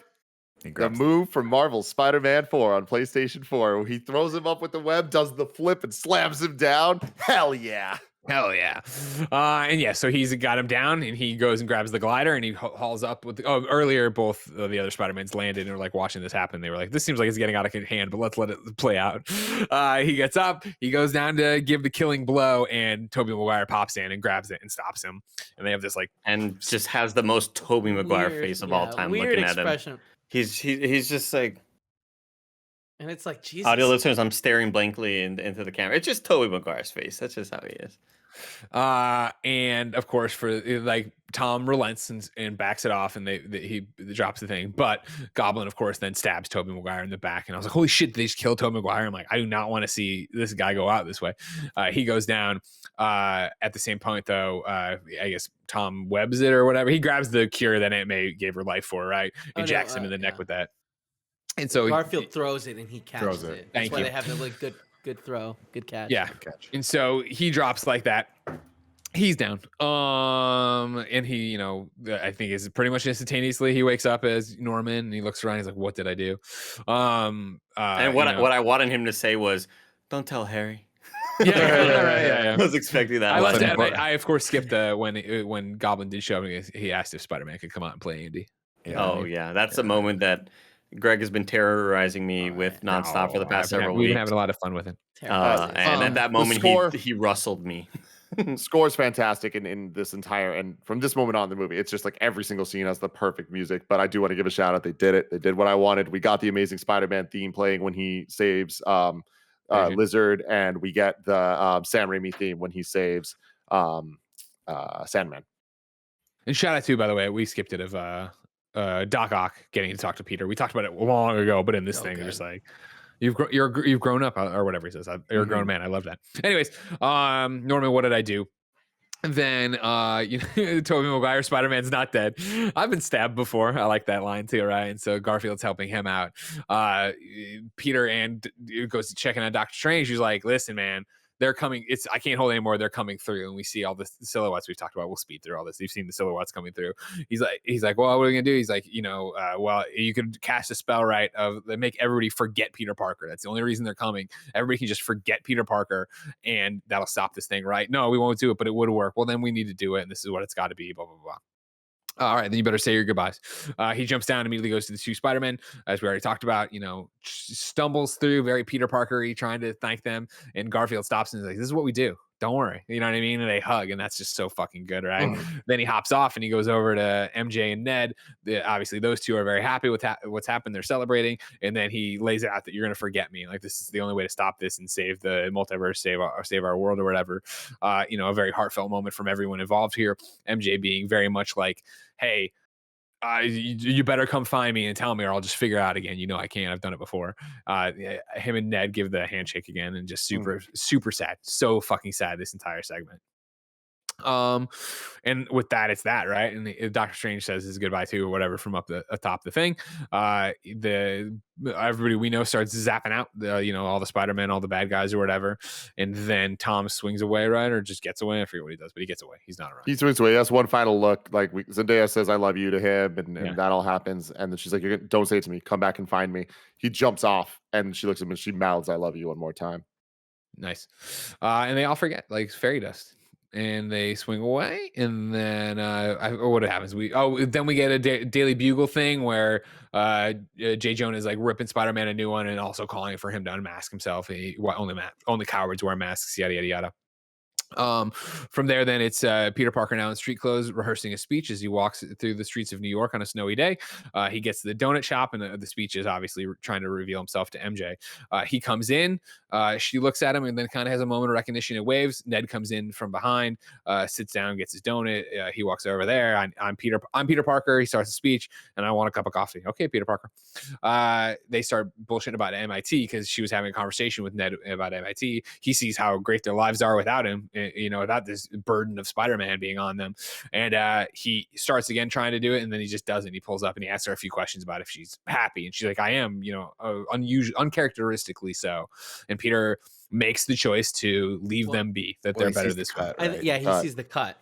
Right. Yes, I know. I'm just trying to go fast, but yes, he sees a cut. So good. And then it's the whole thing of like, I would love a conversation there of like, how do you define that cut? What do you remember exactly? So you just remember you were there when Spider-Man was fighting, and like, at any point he had his mask off, and when you just remember it was Spider-Man. No, Peter Parker. It doesn't matter. We don't get that though.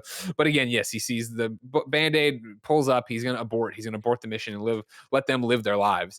And he does a look back and then walks out, kind of smiley, like bittersweet smiley. You know what I mean? He's not devastated in this moment. We then get. I think it's mostly like okay, not all is lost. Like I have a chance at Something this. Good happen. Yeah. And so he then, does what the only way this would possibly play out. He goes and takes a shotgun and shoot. No, like, I mean, that's the only way. What, Peter Parker's never going to meet another person or have another conversation with anybody. He doesn't understand that Spider-Man will always be a fucking anchor on people's lives.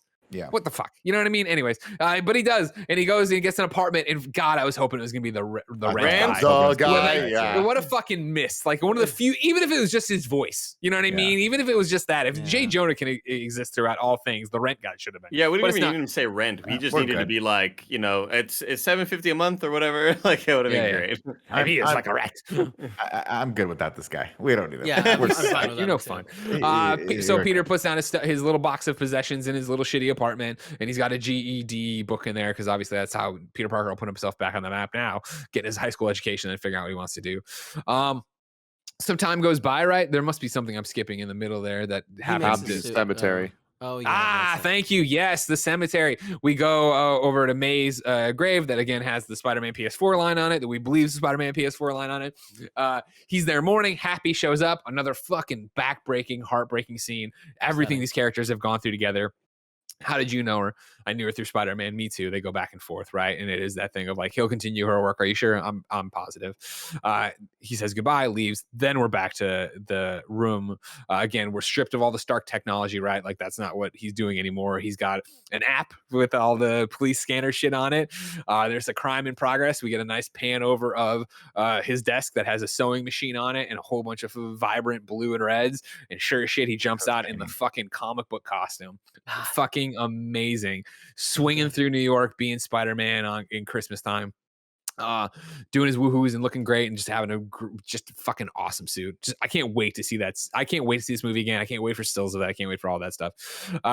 Swings out there and then that's credits, right? Yeah. Then nothing happened to do it. Then in the credits, I do want to give a shout out to, first off, I love this ending. I'm sure in other shows we're going to talk about our theorizing of where it goes. I think this is like, we got such a great close to this trilogy, and this is such a start off point for an amazing thing I want to see. But we get the first fun credit scene. We're 3 for 3 on great music with super fun kind of credit things. I love the reveal of Tobey and the reveal of Andrew Garfield with the drawings. Yeah. It's De La Soul, the magic number. 3 is the magic number. Fucking great credits theme.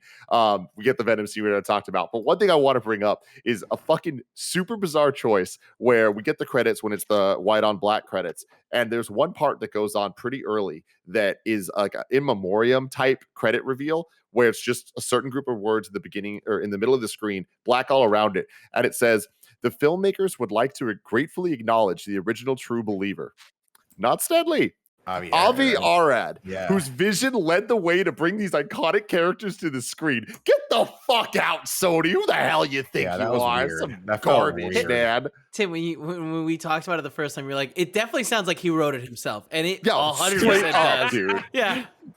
That's so weird. And then, so Venom scene we already talked about. Symbiotes in the universe now. And then Doctor Strange, Multiverse Madness. That, ladies and gentlemen, is Spider-Man No Way Home.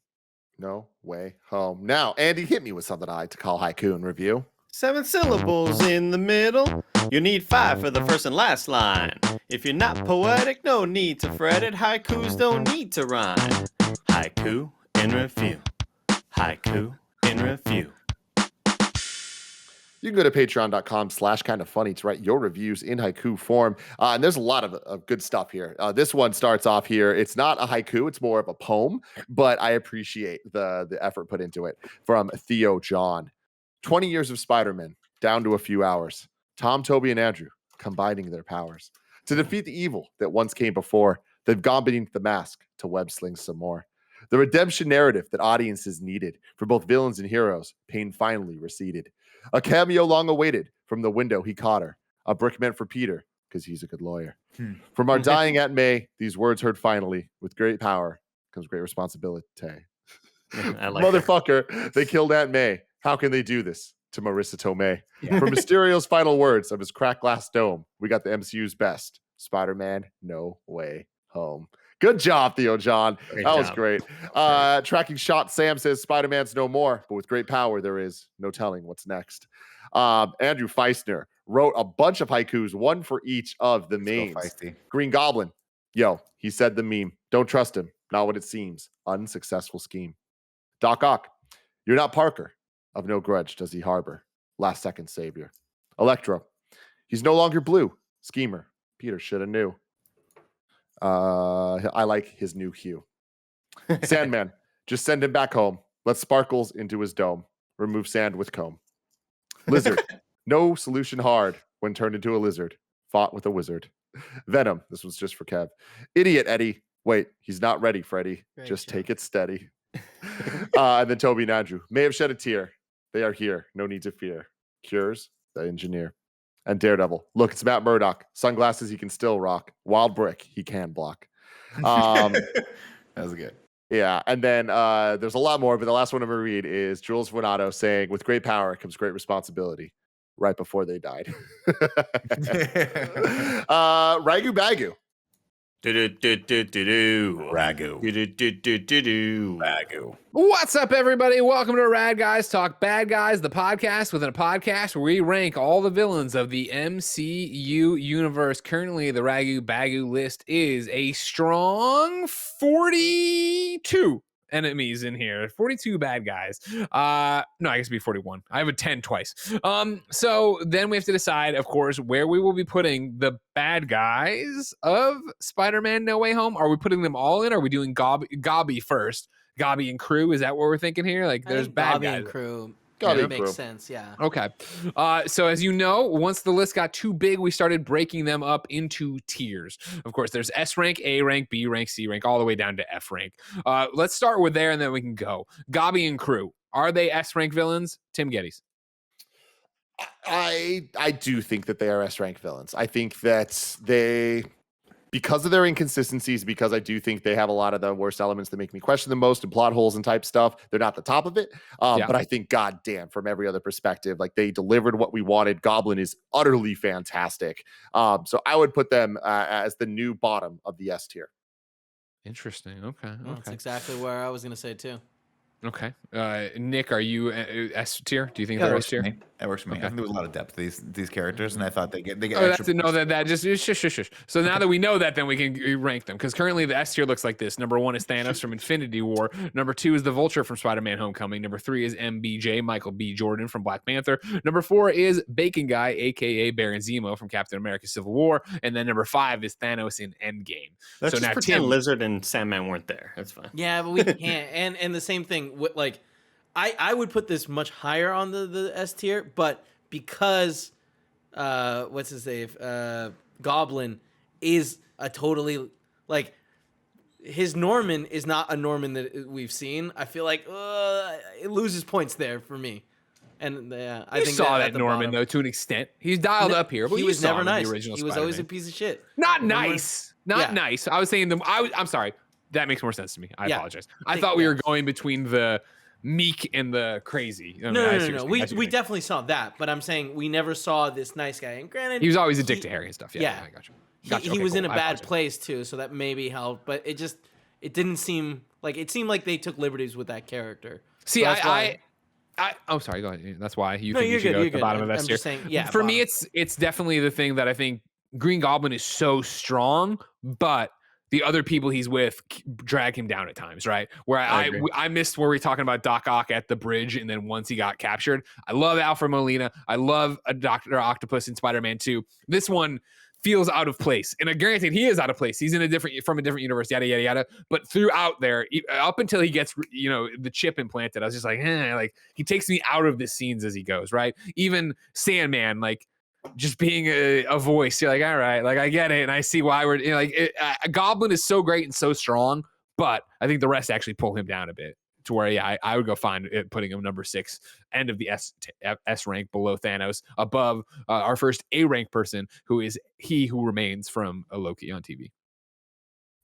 And now it's time to rank Here we go. the MCU. So one thing to note is Eternals is not on this list. It will not affect our rankings for this, though, because Nick put it at 26, I put it at 26, Kevin put it at 12, Andy put it at 17. So when Greg watches it in January, when it comes to Disney Plus, we will add that to the rankings as well. But for now, number 1 is Endgame, 2 Infinity War, 3 Homecoming, 4 Civil War, 5 Ragnarok, 6 Winter Soldier, 7 Guardians Volume 2, 8 Loki, 9 WandaVision, 10 Avengers, 11 Guardians 1, 12 Shang-Chi, 13 Iron Man, 14 Far From Home, 15 Black Panther, 16 Doctor Strange, 17 Falcon and Winter Soldier, 18 Captain Marvel, 19 Ant-Man and the Wasp, 20 Ant-Man, 21 Black Widow, 22 Iron Man 2, 23 Age of Ultron, 24 First Avenger, 25 Iron Man 3, 26 What If, 27 Hulk, 28 Thor, and 29 Dark World. Who would want to start the ranking for Spider-Man No Way Home? I will go first.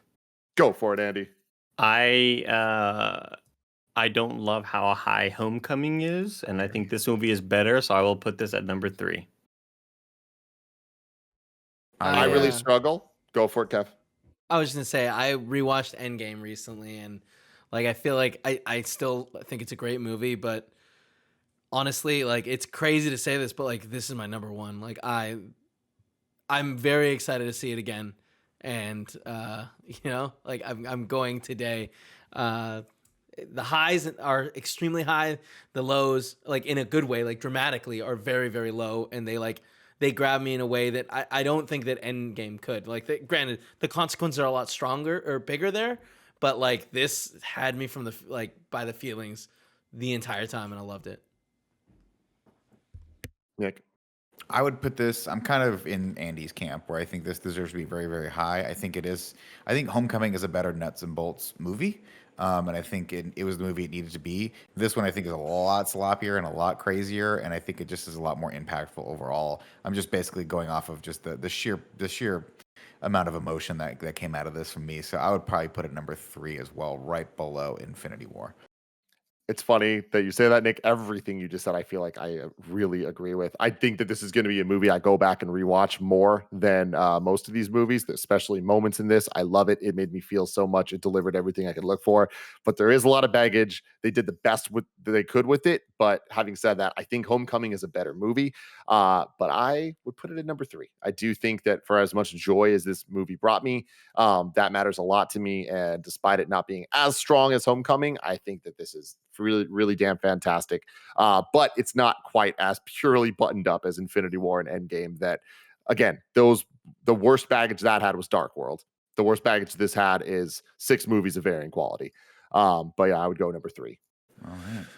It's such an emotionally packed thing because it's 20 years of Spider-Man, right? It's all this stuff. It is the MCU in the same way. I thought, it's kind of the dice are loaded for Endgame because so much of a payoff is there. So much of this is a payoff to all the Spider-Man stuff. And so it's this weird one where I still think Homecoming is like a perfect Spider-Man film for what they're doing with MCU Spider-Man. Mm-hmm. Like, I think it's perfect. And this movie, I don't think is perfect. Like, I don't come out and go, oh, this is what it is. But the way I've always done this is going backwards, right? So from where going down the list, is it better than this? Is it better than this? Is it better than this? I would leave Endgame at 1, but I would rather watch this than Infinity War. So I'm voting 2, even though I think I don't even get to Homecoming. I don't even have that conversation. And but even then it would be right now such a loaded conversation. Would I rather watch No Way Home or Homecoming? Well, I've seen Homecoming a billion times, and this is fucking Tobey Maguire and Andrew Garfield and all these cool jokes and things and people in the sky I need to see. Clearly, I don't want to see this. I'd love to, when we're on the other side of it, net it out a bit more of where I am, but it's for me superfluous, and I'm going to vote number 2. So to clear this up, am I correct in saying that Kev's 1, Greg is 2, me, Nick, and Andy are all at 3? Yep. So there you go. Your new number 3.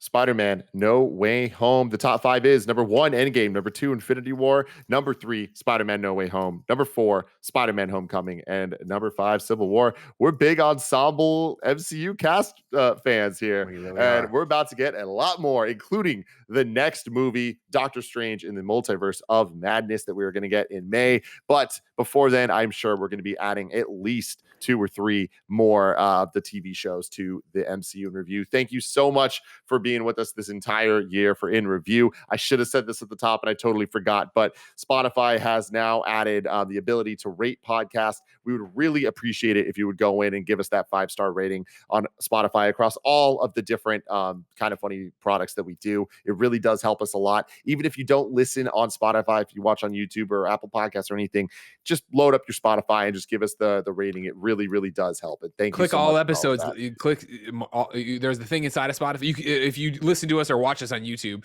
and don't use Spotify, when you go there, like, oh, you have to listen to the show before you can rate it. You can just click a button that says "Mark all as played," and then you'll be all set. And last thing I want to say, I want to give one more mega shout out, as always, to Carter Harrell for being amazing with the music on this show and all of the Kind of Funny shows. And a mega shout out to Cameron Kennedy, who always kills it with the interview intros, but he went above and beyond times a bazillion for the Spider-Man rewatch. And I think that he really kind of made something special. Of course, shout out to the Spider Boys, Anthony Carboni coming through, Blessing coming through for a ton of the episodes. It was super fun. We will be doing a lot more rewatches next year, leading into a lot of the big movies, things like Doctor Strange. So until then, I love you all. Goodbye.